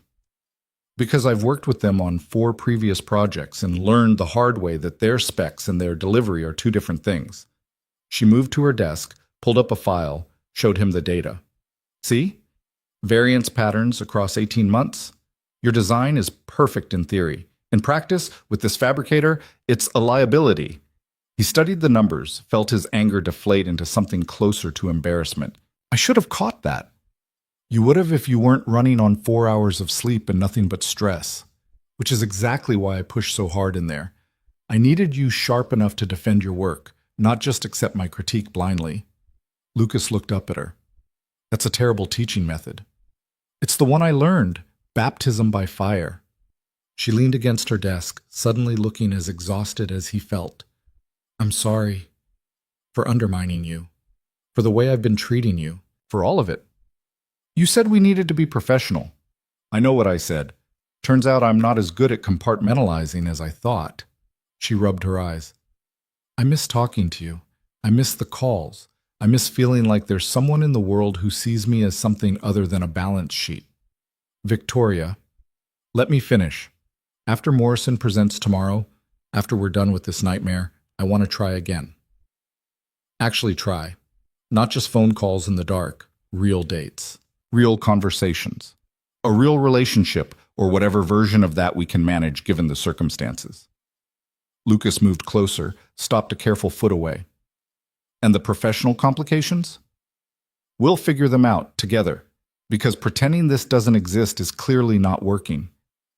Your company rules are my rules, which means I can change them if I need to. She looked up at him. I'm not saying it'll be easy. I'm not saying it won't be messy, but I'm tired of being alone, and I'm tired of pretending you're just another employee when you're clearly so much more than that. He wanted to kiss her, wanted to close the distance and make up for 3 weeks of professional distance and carefully maintained boundaries. But they were in her office, in the middle of the workday, with a presentation looming in less than 24 hours. Tomorrow, he said, after we nail this thing, we'll talk about everything. Promise? Promise. She smiled, and it was like watching the sun come out after weeks of rain. Go fix your load calculations. Use the Riverside fabricator instead. Their tolerances are tighter. That'll add cost. I don't care. I care about the building not collapsing. Budget is my problem. Lucas headed for the door, paused with his hand on the lock. For what it's worth, I missed you too. I know. I could see it every time you looked at me. Was I that obvious? Only to me. Everyone else just thinks you're stressed about the deadline. He left before he could do something stupid, went back to the conference room where the team was trickling back in, and spent the rest of the day rebuilding his structural approach with a fabricator who could actually deliver what the design required. By the time he left the office at 11 p.m., the Morrison project was as perfect as they could make it. Tomorrow, they'd present to the client. Tomorrow, everything would change. He just didn't know how yet. Friday morning arrived with the kind of crystalline clarity that made the city look sharp-edged and unreal. Lucas, dressed in his best suit, dropped Emma at school with a promise to pick her up early and drove to the office with his stomach in knots. The presentation was scheduled for 2 p.m. The morning crawled by with last-minute preparations, equipment checks, and the kind of nervous energy that made everyone speak in clipped sentences and jump at sudden noises. At 1:30, the client arrived. 3 executives from a development company known for either making careers or destroying them, depending on how well you performed. Victoria greeted them with the polished charm that made her so effective, led them to the presentation room, and took her seat at the side while Lucas moved to the front. This was his show, his design, his career on the line. He started with the overview, moved through the concept development, walked them through every phase with the confidence of someone who'd lived inside these plans for 3 weeks straight. The clients asked sharp questions. Lucas answered sharper. When he got to the structural approach, he caught Victoria's eye briefly. She nodded, almost imperceptibly. He nailed it. The presentation ran 90 minutes. When Lucas finished, the room was silent for a beat that felt like an eternity. Then the lead executive smiled. "This is exactly what we were hoping for," she said. "Better, actually. When can you break ground?" The tension in the room evaporated. Victoria stood, moved into negotiation mode, discussing timelines and contracts with the smooth efficiency of someone who'd done this 1,000 times. Lucas stepped back, let her work, and tried to process the fact that they'd actually pulled it off. After the clients left, after the team had celebrated with champagne that Victoria kept stashed for exactly these occasions, after everyone else had filtered out into the Friday evening, Lucas found himself alone in the presentation room, staring at the boards that represented 3 weeks of his life. Victoria appeared in the doorway. "You were brilliant," she said. "We were brilliant. This was a team effort. Don't diminish what you did. That presentation was all you, and you were exceptional." She moved into the room, closed the door behind her. "I'm proud of you." The words hit harder than he expected. "Thank you." "So, Morrison is done. Contract signed. Team can take a breather." She leaned against the table, looked at him with an expression that was equal parts nervous and hopeful. "Which means we can talk about the thing we've been not talking about for 3 weeks." Lucas set down the champagne glass he'd been holding. "Do you want to do this here?" "No, but I don't want to wait anymore either." She pulled out her phone, typed quickly, then looked back up. "I just told Diane to clear my weekend. No calls, no emergencies, nothing. First time in 3 years." "Victoria, come over tonight. We'll order actual food, not just pizza. We'll talk. We'll figure out how to make this work. And if we can't figure it out, at least we'll have tried." He wanted to say yes immediately, but there was something he needed to address first. "Emma knows," he said. "About you. Kind of." Victoria's expression shifted. "How?" "She overheard Jennifer on the phone. Knows I'm seeing someone from work. Doesn't know who, but she asked about it. Asked if you were mad at me, actually. If that's why I had my sad face." Smart kid. Too smart sometimes. He ran a hand through his hair. "If we do this, really do this, eventually she'll need to know. Meet you. And I don't know how to navigate that. One step at a time. First we figure out if this thing between us is real or just two lonely people finding comfort. Then we worry about the rest." "It's real for me," Lucas said quietly, in case there was any doubt. Victoria moved closer, stopped just within reach. "It's real for me too, terrifyingly real. Which is why I need us to have a real conversation about what happens next. Okay? Tonight. Your place? 8 p.m. And Lucas? Don't bring wine this time.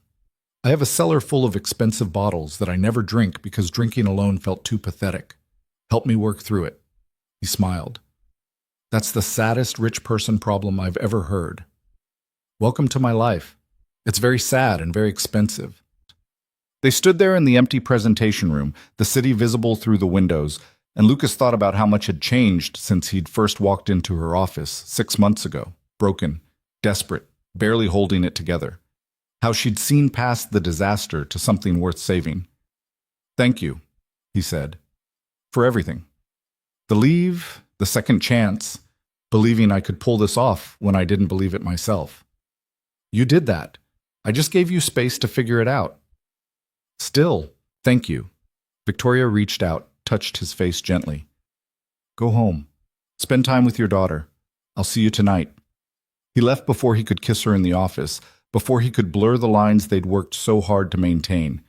There would be time for that later, at least he hoped there would. Lucas picked up Emma early as promised, took her for ice cream and to the park, tried to be present even though his mind kept drifting to 8 p.m. and everything that conversation might bring. Emma chattered about school, about her friend who'd lost a tooth, about the spider she'd found on the playground that the teacher said was a jumping spider, which was apparently very exciting. "Daddy, you're not listening," she said suddenly. "I am. Jumping spider. But you have your thinking face. What are you thinking about?" Lucas looked at his daughter, gap-toothed and serious, and decided to try honesty. "I'm thinking about a friend, someone who's important to me, and I'm nervous about seeing them tonight." "Is it your girlfriend?" "Yeah, it is." "Is she nice?" very nice, but also a little scary sometimes, Emma giggled. How can someone be nice and scary? She's very smart and very good at her job, which can be intimidating, but she's also kind. She helped me when I was having a hard time. Like when you and Mommy got divorced? Yeah, like that. Emma was quiet for a moment, swinging her legs from the bench. Do you love her? The question was so direct, so uncomplicated, that Lucas didn't have an easy answer. I think I might, he said finally, but it's complicated. Why? Because grown-up relationships are messy. There are rules and feelings and things you have to figure out. That sounds hard. It is, but sometimes hard things are worth it. Emma considered this, then shrugged with the easy acceptance of a 5-year-old who didn't yet understand how complicated the world could be.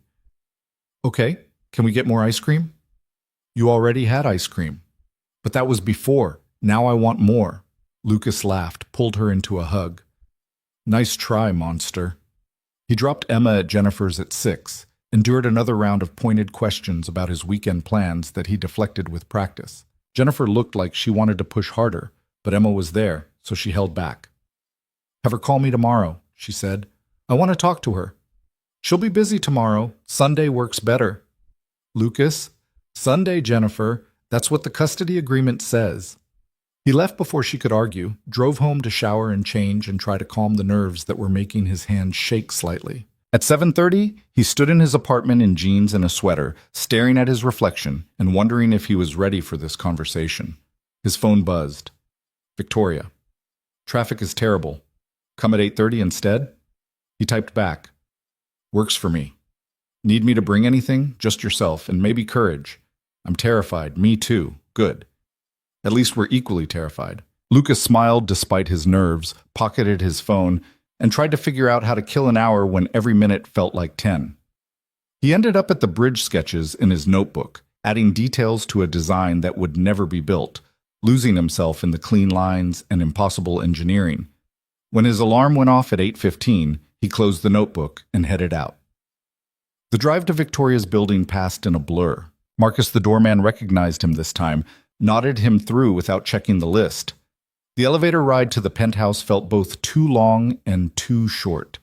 Victoria answered the door in jeans and a sweater that looked soft and expensive, hair down, barefoot. She looked younger like this, less armored. Hi, she said. Hi. They stood there for a beat, the moment awkward in a way their first meeting hadn't been. Waited with 3 weeks of distance and everything they needed to say. Come in, Victoria said finally. I ordered Thai. Hope that's okay. Perfect. The apartment looked the same, still too big, still too impersonal, but there were small changes Lucas noticed. A blanket on the couch that hadn't been there before. A book on the coffee table. Small signs of actual living. They ate at the kitchen island. Conversation stilted at first, both of them dancing around the real discussion. Victoria told him about a call with her father that had gone predictably badly. Lucas told her about Emma's spider obsession. Safe topics, easy topics, anything but the thing they actually needed to talk about. Finally, after they'd cleared the food and moved to the living room with wine that probably cost more than Lucas's monthly rent, Victoria broke the stalemate. We can't keep doing this, she said. Doing what? Pretending this is casual, pretending we're just two people who enjoy talking. We're past that, and we both know it. Lucas set his wine down. So what are we doing? That's what scares me. I don't know. I've never done this. Dated someone who works for me, navigated a relationship with this much professional complication. I don't know the rules. Maybe we make our own rules. That only works if we're on the same page about what we want. What do you want? Victoria looked at him, and the vulnerability in her expression made his chest ache. Honestly, I want you. Not just the phone calls, not just the stolen moments. I want to wake up next to you. I want to know what you're thinking without having to decode professional distance. I want to be able to call you at 2 a.m. because I can't sleep without worrying that I'm crossing a line. Then have that. I'm right here. But you're also my employee, and that complicates everything. Lucas moved closer, took her hand. So we addressed the complication. You're the CEO. You can restructure reporting lines, move me to a different division, whatever makes this cleaner professionally. That looks like favoritism. Or it looks like smart conflict of interest management. Victoria laughed, but it was strained. You make it sound so simple. I'm not saying it's simple. I'm saying it's possible, if we both want it badly enough. She looked down at their joined hands. What about Emma? How do we navigate that? Slowly. She doesn't need to meet you tomorrow. But eventually, yeah, she'll need to know. And that terrifies me, because what if you two don't get along? What if she hates you? What if... Lucas, breathe. He did, feeling the panic recede slightly. We'll figure it out, Victoria said. One step at a time. No rushing, no forcing things. We let it develop naturally. And if it doesn't work, if we try this and it falls apart, then we'll both be devastated. And I'll probably cry for the first time in 3 years. And you'll have to find a new job because working together after would be impossible. She squeezed his hand. But I'm tired of making decisions based on worst-case scenarios. I want to try for the best-case one. Lucas cupped her face, thumbs brushing her cheekbones. The best case is we figure this out.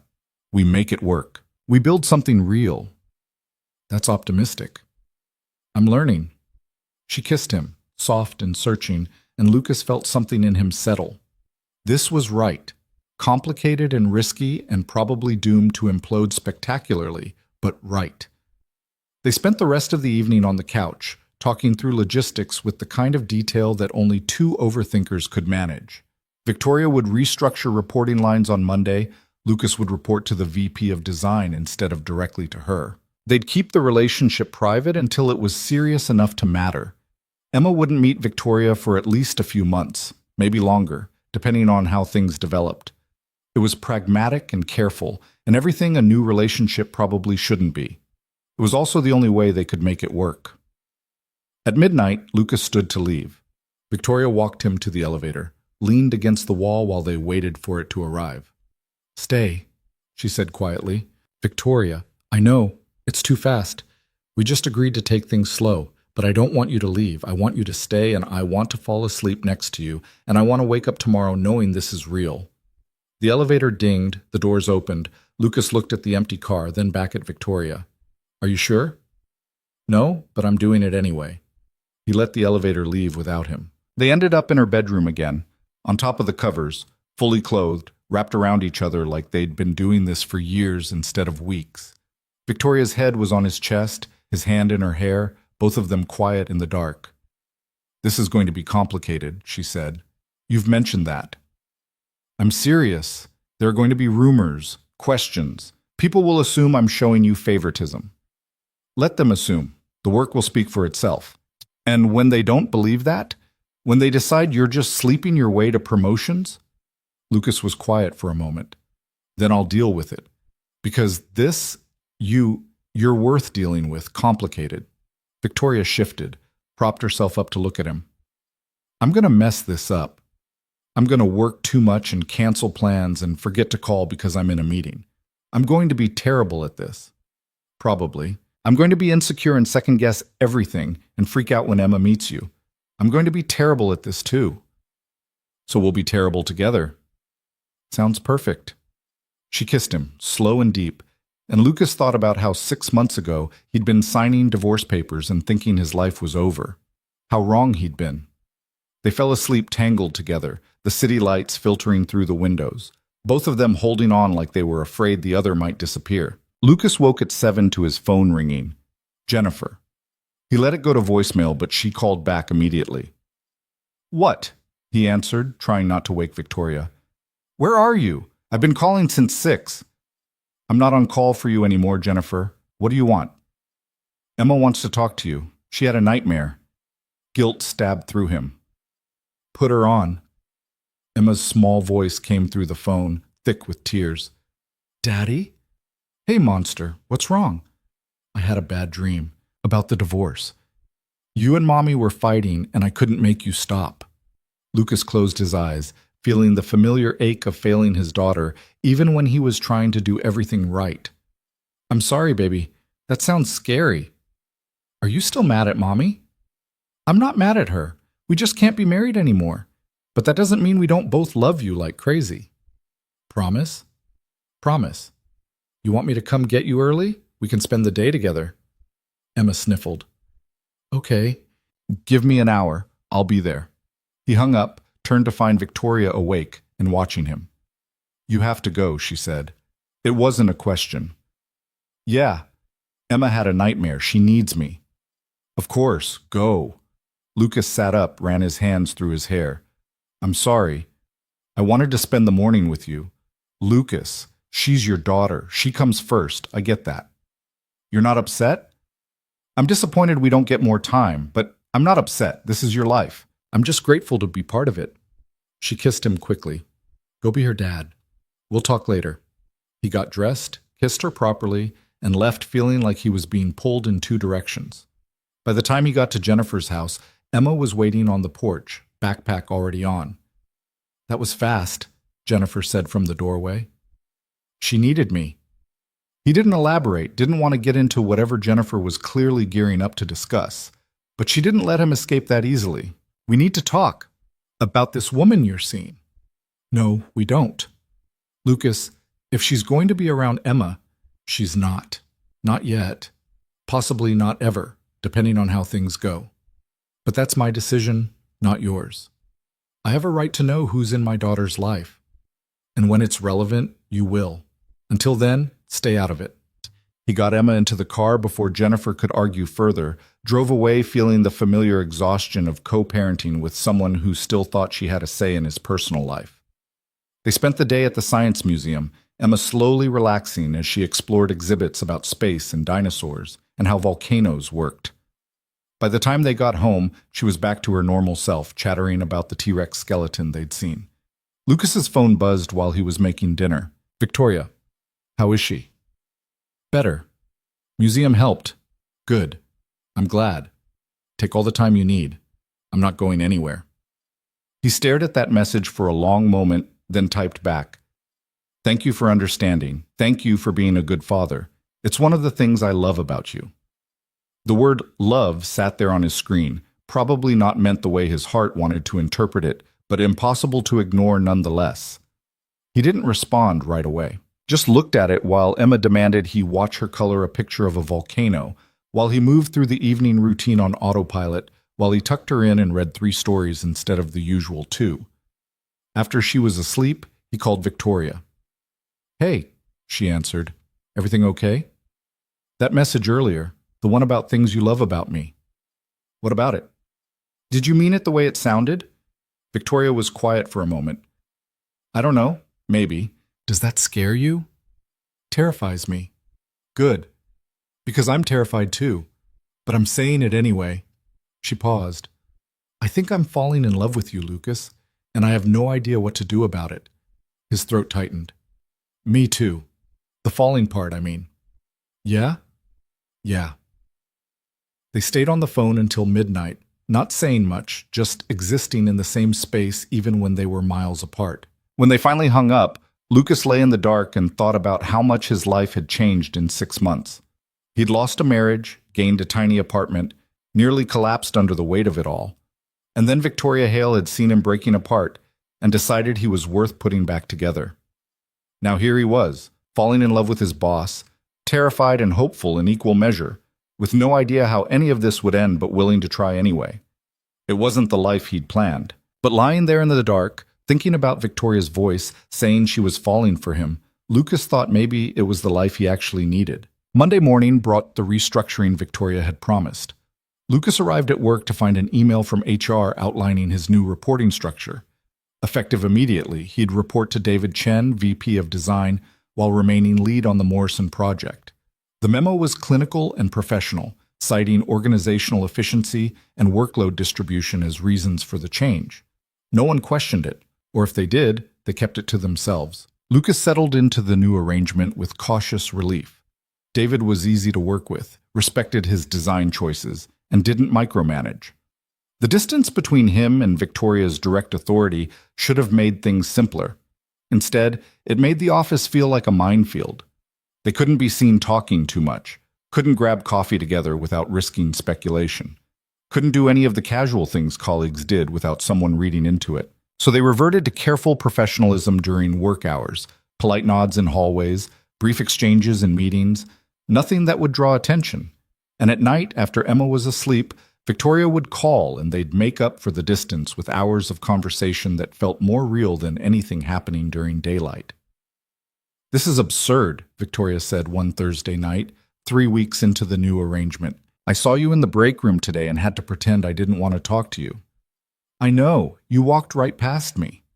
"Because Maria was there, and she's the biggest gossip on the 47th floor. If I'd stopped to chat, the entire office would know by lunch tomorrow." Lucas laughed despite the frustration. "We're adults in a relationship, sneaking around like teenagers. Welcome to dating your boss. It's very romantic." "Is that what we're doing? Dating?" Victoria was quiet for a moment.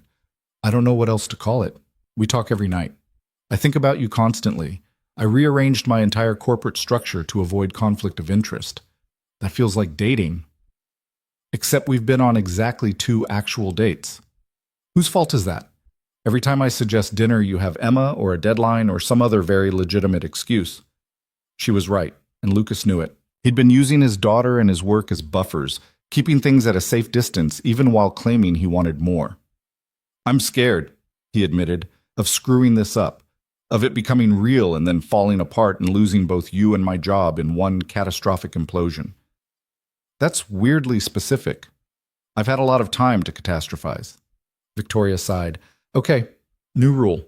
This weekend, you and me, actual date. Not my apartment, not phone calls. We go somewhere, have dinner, pretend we're normal people who met under normal circumstances. What about the risk of being seen? We go somewhere outside the city, an hour away, where no one from the office would randomly show up. We have one normal evening where we're not hiding or worrying or managing optics." Lucas thought about it. Emma would be at Jennifer's. He had no good excuse. "Okay," he said. "Saturday night. You pick the place." "Really?" "Really. You're right, we can't keep doing this halfway. Either we're together or we're not." "We're together," Victoria said firmly. "Even if I'm terrible at showing it during business hours." They talked until 1 a.m., making plans that felt both thrilling and terrifying. When Lucas finally hung up, he lay in the dark thinking about how much easier it would be if he could just not care so much. If this was just casual, just convenient, just 2 lonely people finding comfort. But it wasn't. And pretending otherwise was only making it harder. Saturday arrived with clear skies and the kind of fall weather that made the city feel like something out of a postcard. Lucas dropped Emma at Jennifer's, endured the usual interrogation about his plans, and drove home to change. Victoria had texted him an address an hour north, a restaurant in a small town she promised was excellent and anonymous. He arrived 15 minutes early, parked, and sat in his car trying to remember how dating worked when you weren't terrified of professional consequences. Victoria's car pulled in at exactly 7. She got out looking nothing like the CEO he saw at work. Jeans, leather jacket, hair loose and windblown. She looked young and nervous and beautiful in a way that made his chest tight. "Hi," she said. "Hi." They stood in the parking lot, the moment awkward until Victoria laughed. "This is ridiculous. We talk every night. Why is this weird? Because it's daylight and we're sober and there's no phone to hide behind?" "Good point." She grabbed his hand. "Come on, I'm starving." The restaurant was small and warm, the kind of place with mismatched furniture and a menu written on a chalkboard. They got a table in the corner, ordered wine that wasn't from Victoria's expensive cellar, and for the first hour just talked. About work, about Emma's latest dinosaur obsession, about the book Victoria was reading about urban planning that was apparently both fascinating and deeply boring. "You're the only person I know who can make municipal zoning sound interesting," Lucas said. "That's because you're the only person I know who actually listens when I talk about it." "Your ex didn't?" My ex nodded politely and changed the subject as quickly as possible. He wanted the billionaire wife, not the urban planning nerd. Lucas reached across the table, took her hand. "I like the urban planning nerd." "Yeah?" "Yeah. Though the billionaire part doesn't hurt." She threw a napkin at him, laughing. "You're terrible." "You knew that going in." They ordered dinner, ate slowly, and somewhere in the second hour, Lucas realized he'd stopped being nervous. This was just Victoria, the person he talked to every night, the woman who'd seen him at his worst and decided he was worth the effort. The fact that they were doing it in person didn't change that. After dinner, they walked through the small downtown, past shops that were closing up for the night, and a park where a few kids were playing on swings despite the late hour. Tell me something I don't know about you, Victoria said. Like what? Anything. Surprise me. Lucas thought for a moment. I wanted to be an artist when I was younger. Painting, not architecture. My mom couldn't afford art school, so I went the practical route. But sometimes I still wonder what would have happened if I'd tried. Do you regret it? No. Architecture lets me create things that matter, that last. But sometimes I miss just making something beautiful for its own sake. Victoria was quiet for a moment. I wanted to be a teacher. High school, maybe college, something where I could help people understand things, make the world make sense. Why didn't you? My father laughed when I told him, said teaching was for people who couldn't do anything else, that I had too much potential to waste it on a classroom. She kicked at a stone on the sidewalk. So I proved him wrong by building an empire. And now I spend my days managing spreadsheets instead of helping people learn. Victory, right? Lucas stopped walking, turned to face her. You helped me. When I was falling apart, you saw it, and you helped. That's teaching. That's just basic human decency. No, it's recognizing when someone needs help and actually doing something about it instead of looking away. Most people looked away. Victoria's eyes were bright in the streetlight. You made it easy. You were worth helping. So are you, when you're ready to admit it. They walked back to the parking lot slowly, neither wanting the evening to end. At her car, Victoria leaned against the driver's door and pulled Lucas close. This was nice, she said. Normal. I'd forgotten what normal felt like. We should do it again. Soon. Before we both get too busy and it becomes another thing we mean to do but never actually manage. Lucas kissed her, soft and unhurried, and felt something settle in his chest. This was real. Not just late-night phone calls or stolen moments. Real. I love you, he said, the words coming out before he could second-guess them. Victoria went very still. What? I love you. I know it's fast and probably stupid and definitely complicated, but I do. She stared at him for a long moment, and Lucas felt panic start to rise. Too much, too soon. He'd just blown the whole thing. I love you too, Victoria said quietly. I've been trying not to say it because it felt too big, too scary. But I do. I love you. They stood there in the parking lot of a random restaurant an hour from the city, holding each other like they were the only solid things in a world that wouldn't stop spinning. We're really doing this, Lucas said. Apparently. It's going to be a disaster. Probably. But I'm done being afraid of disasters. They drove home separately, talking on the phone the whole way, and when Lucas pulled into his apartment complex at midnight, he felt lighter than he had in months. The next few weeks settled into a rhythm that was equal parts thrilling and exhausting. Work during the day, careful distance maintained. Emma on custody days, with Lucas being fully present as her dad. And Victoria whenever they could manage it. Dinners outside the city, late nights at her apartment when Emma was at Jennifer's, stolen hours that felt more precious because they were rare. It wasn't perfect. Victoria canceled plans twice because of work emergencies. Lucas had to cut a date short when Emma got sick and Jennifer called in a panic. They fought once, badly, about whether Lucas was using his daughter as an excuse to keep Victoria at arm's length. She wasn't entirely wrong, but they worked through it, talked it out. Learned each other's patterns and triggers and the particular ways they were both damaged from previous relationships. And slowly, carefully, it started to feel less like walking a tightrope and more like building something solid. 3 months in, Emma asked again about the girlfriend. They were making dinner together, Emma standing on a stool to help stir pasta, when she looked up at Lucas with those two knowing eyes. Do you still have a girlfriend? Lucas's hand stilled on the pot. Yeah, I do. Is she nice? Very nice. Will I ever meet her? The question he'd been dreading. Maybe. Someday. If things keep going well. What's her name? Lucas thought about lying, about keeping it vague, but Emma deserved better than that. Victoria. That's a pretty name. Does she like dinosaurs? Despite everything, Lucas smiled. I don't know. We haven't discussed dinosaurs specifically. You should ask her. It's important. I'll make sure to bring it up. Emma went back to stirring, apparently satisfied. Lucas let out a breath he didn't know he'd been holding. That night, after Emma was asleep, he called Victoria. Emma asked about you today, asked if she'd ever meet you. What did you tell her? That maybe someday, if things keep going well.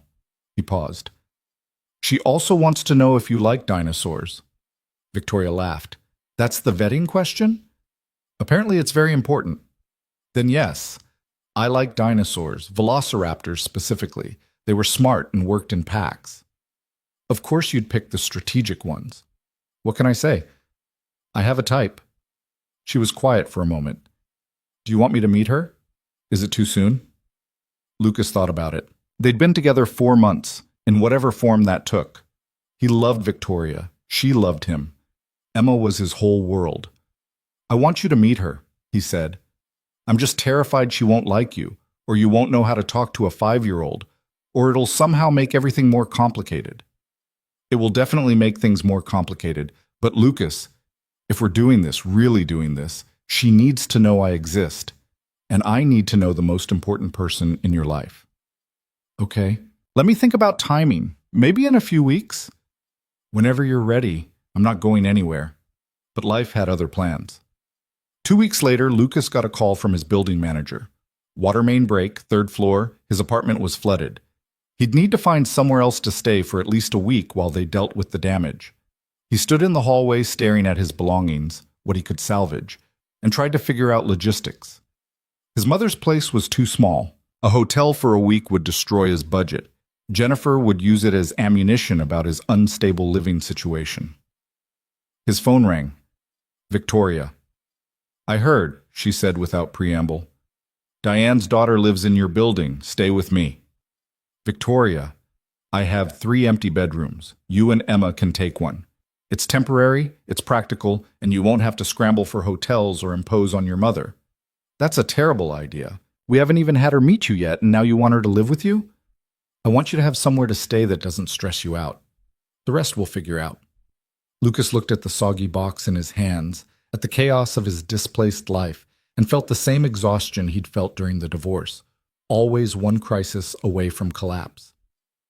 Okay, he said, but just until the apartment's fixed, and Emma gets her own room.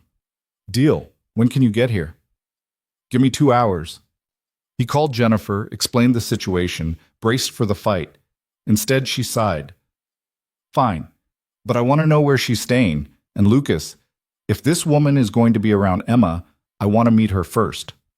Absolutely not. Lucas, you don't get to vet my relationships. You gave up that right when you filed for divorce. She's my daughter, too. And when you introduce Emma to whoever you're dating, I'll extend you the same courtesy of minding my own business. Until then, back off. He hung up before she could argue, packed what he could fit in his car, and drove to Victoria's building with his stomach in knots. Victoria met him in the parking garage, helped him carry boxes to the elevator without commenting on how little he had. When they got to the apartment, Lucas saw she'd prepared one of the bedrooms. Fresh sheets, some stuffed animals she must have bought, a nightlight plugged in by the bed. You didn't have to do all this, he said. Emma's 5. She needs it to feel safe, especially in a strange place. Victoria looked nervous. Is it okay? I didn't know what 5-year-olds like. Lucas set down the box he was carrying and kissed her. It's perfect. You're perfect. I'm really not. I'm terrified of meeting your daughter and saying the wrong thing. She's terrified of meeting you too. You'll have that in common. They got Emma at 6. She'd been quiet during the drive, processing the sudden change to her routine. When the elevator opened directly into Victoria's apartment, her eyes went wide. Whoa, this is huge. Victoria knelt down to Emma's level, and Lucas saw her hands were shaking slightly. Hi, Emma. I'm Victoria. You're Daddy's girlfriend. I am. Is that okay? Emma studied her seriously. Do you like dinosaurs? Velociraptors are my favorite. They were really smart. Emma's face lit up. Mine too. Everyone likes T-Rex, but velociraptors are way cooler. Just like that, the tension broke. Victoria showed Emma to her room, and his daughter's reaction to the stuffed animals and nightlight made Lucas's throat tight. She'd thought about what a scared 5-year-old would need, had tried to make it feel safe. That night, After Emma was asleep in her new temporary room, Lucas found Victoria on the couch, looking exhausted. "How'd I do?" she asked. "You were great. The room, the dinosaur answer, all of it." "I was terrified. I still am.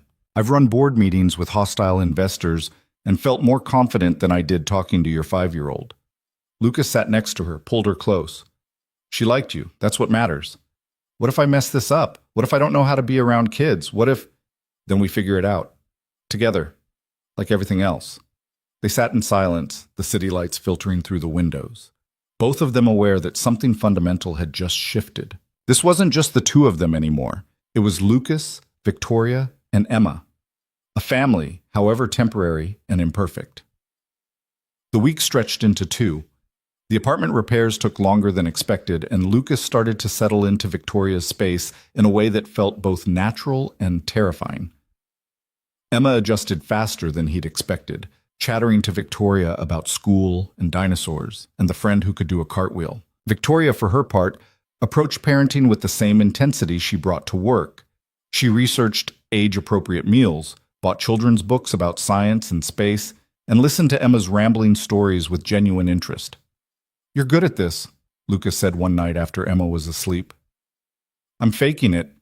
I read 3 parenting articles today about how to talk to 5-year-olds. That's what every parent does. We're all faking it." Victoria looked at him. "I never thought I'd want this. Kids, domesticity, any of it. I convinced myself I was too focused on work, too selfish, too broken from my marriage. And now?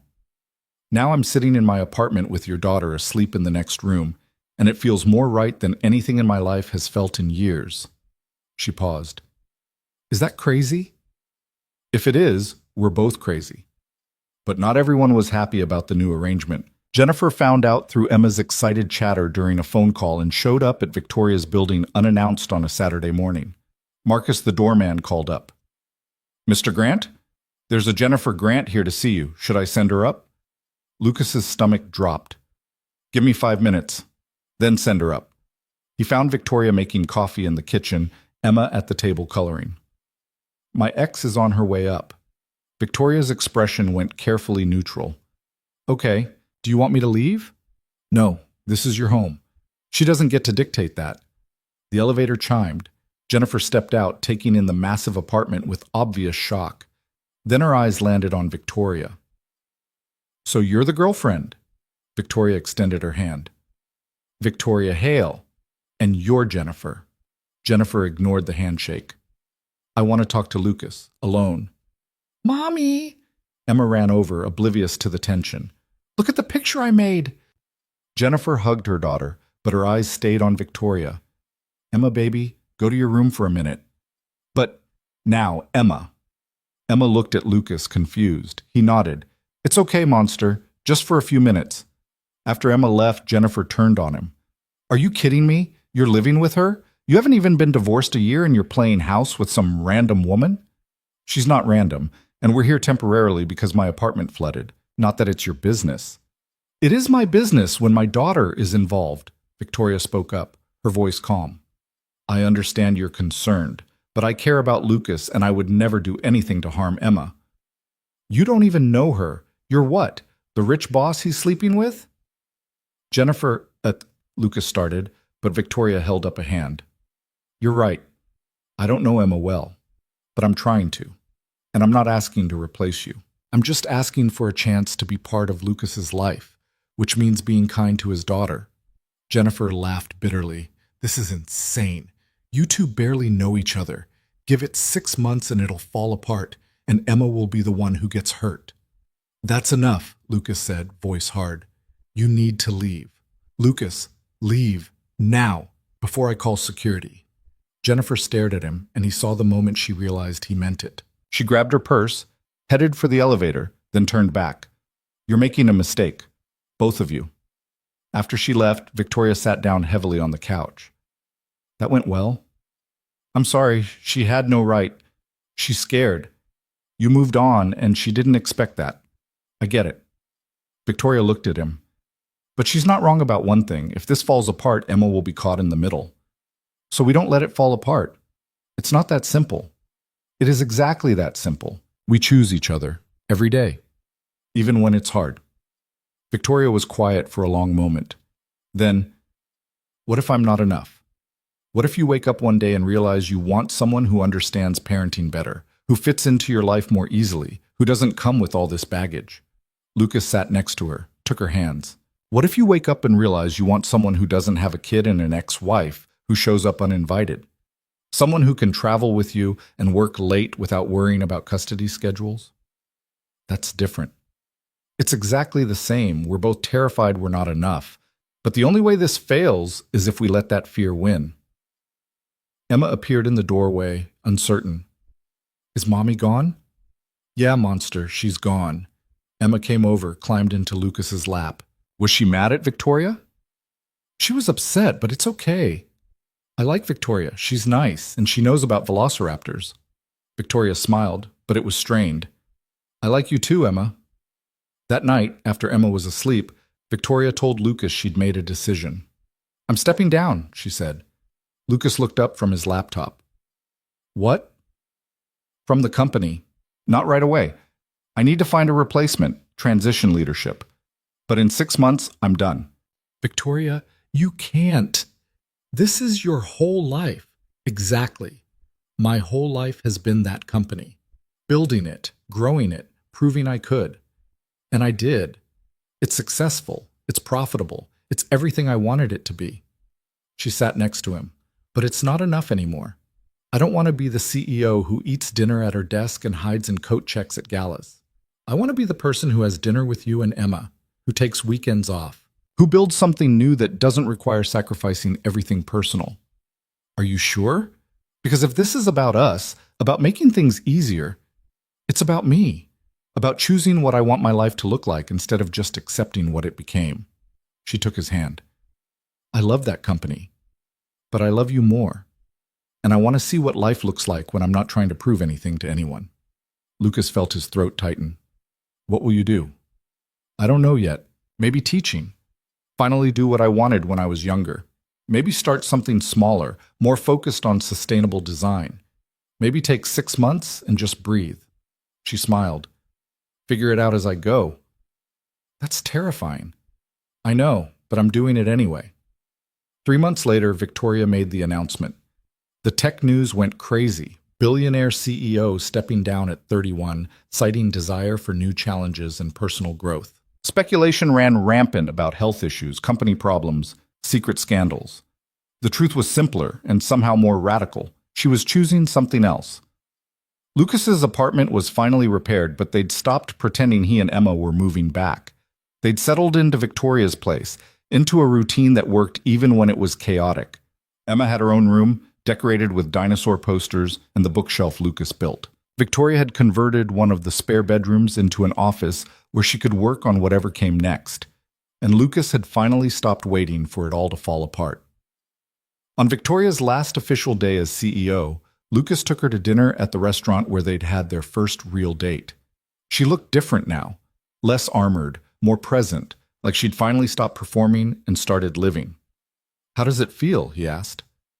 Terrifying, liberating, like jumping off a cliff and hoping I remember how to fly.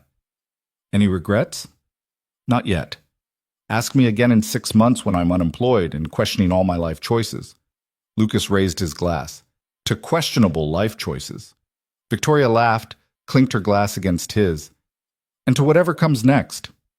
What came next was messy and imperfect, and nothing like either of them had planned. Victoria spent 3 months being restless and lost before finding a position teaching urban planning at the university.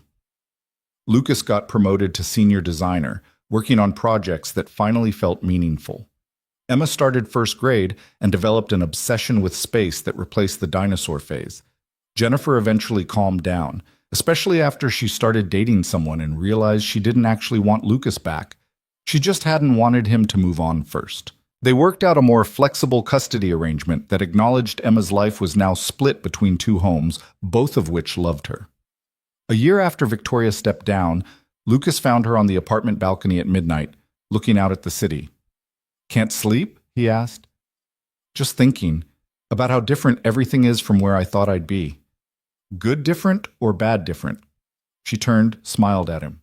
Good, definitely good. I spent so long building an empire that I forgot empires are lonely.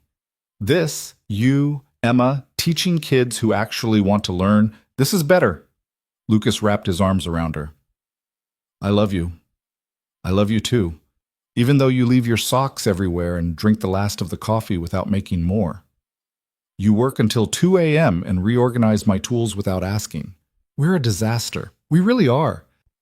They stood there watching the city, and Lucas thought about the man who'd walked into Victoria's office 18 months ago, broken, desperate, barely holding together. That man would never have believed this was possible, would never have imagined loving someone who scared him and challenged him and saw every damaged part of him and stayed anyway. Marry me, he said. Victoria went very still.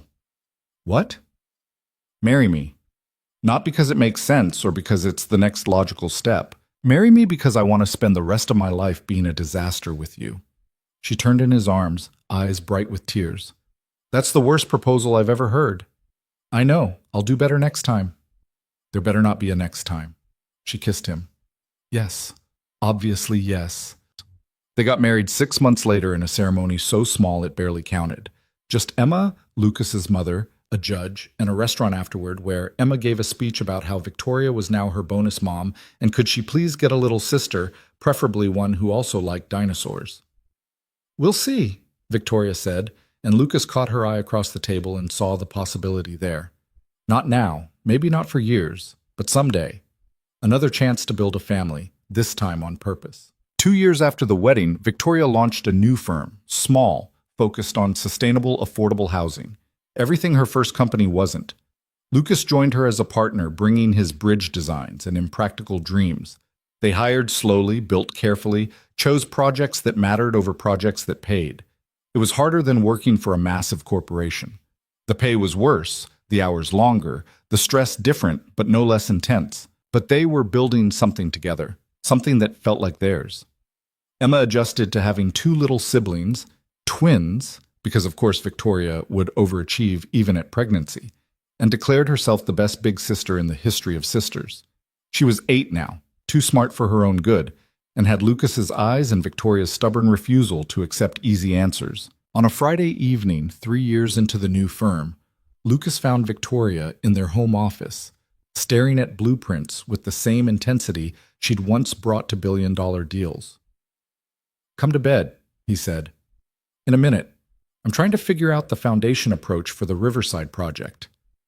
It'll still be there tomorrow. She looked up, smiled. You sound like me. The old me. The one who worked until 2 a.m. That's because you're doing it again. And someone needs to remind you that life exists outside these blueprints. Victoria saved her work, stood, stretched. You're right. When did you become the reasonable one? When you became the workaholic. We're very balanced. They walked to the bedroom, past the twins' room where both kids were finally, miraculously asleep, past Emma's room where a nightlight cast dinosaur shadows on the wall. The apartment was cluttered with toys and work papers and all the evidence of actual living. It was perfect. In bed, Victoria curled into Lucas's side like she'd been doing for years, and he thought about how far they'd both come. From divorce and collapse and late-night calls between 2 lonely people to this. Messy, complicated, real. I'm glad you fell apart in my office that day, Victoria said quietly. That's a weird thing to be glad about. You know what I mean. I'm glad you trusted me with the broken parts. I'm glad I trusted you with mine. Lucas kissed her hair. Me too. Do you ever think about what would have happened if we hadn't? If you'd held it together for another few months, or I'd just fired you instead of giving you the leave? Sometimes. But then I remember that some things are supposed to happen. We were both drowning, and we pulled each other to shore. That's very poetic for someone who claims not to be romantic. I contain multitudes. She laughed, and they lay there in the dark, listening to the city outside and the quiet breathing of their kids down the hall. And Lucas thought about all the ways life could break a person, and all the ways the right person could help put them back together. Victoria had given him space to collapse and rebuild. He'd given her permission to be human instead of perfect. Together, they'd figured out that love wasn't about being whole. It was about letting someone see your broken pieces and trusting them not to cut themselves on the edges. It wasn't the life either of them had planned. But lying there with Victoria's hand over his heart and 3 kids asleep in rooms down the hall and a company they'd built from nothing but hope and stubbornness, Lucas thought maybe the unplanned life was the one worth living. Outside the window, the city glittered with a million other stories, a million other people trying to figure out how to keep going when everything fell apart. Somewhere out there was another person standing in an office, barely holding it together. Another billionaire who'd forgotten how to be human. Another single parent wondering if they'd ever feel whole again. And maybe, if they were lucky, they'd find each other, would choose to be disasters together instead of perfect alone, would build something real from the wreckage. Because that was the thing about falling apart. Sometimes it cleared space for something better to grow. Sometimes the life you lost was making room for the life you actually needed. Lucas had lost a marriage, a house, his sense of who he was supposed to be. And he'd gained Victoria, a family built on choice instead of obligation, work that mattered, and the bone-deep knowledge that being broken wasn't the end. It was just the beginning of something new. He fell asleep holding the woman who'd seen him at his worst and decided he was worth saving, in the apartment that had stopped feeling like hers and started feeling like theirs, surrounded by the life they'd built from nothing but hope and the stubborn refusal to give up. And for the first time in years, Lucas Grant felt completely, perfectly, messily whole.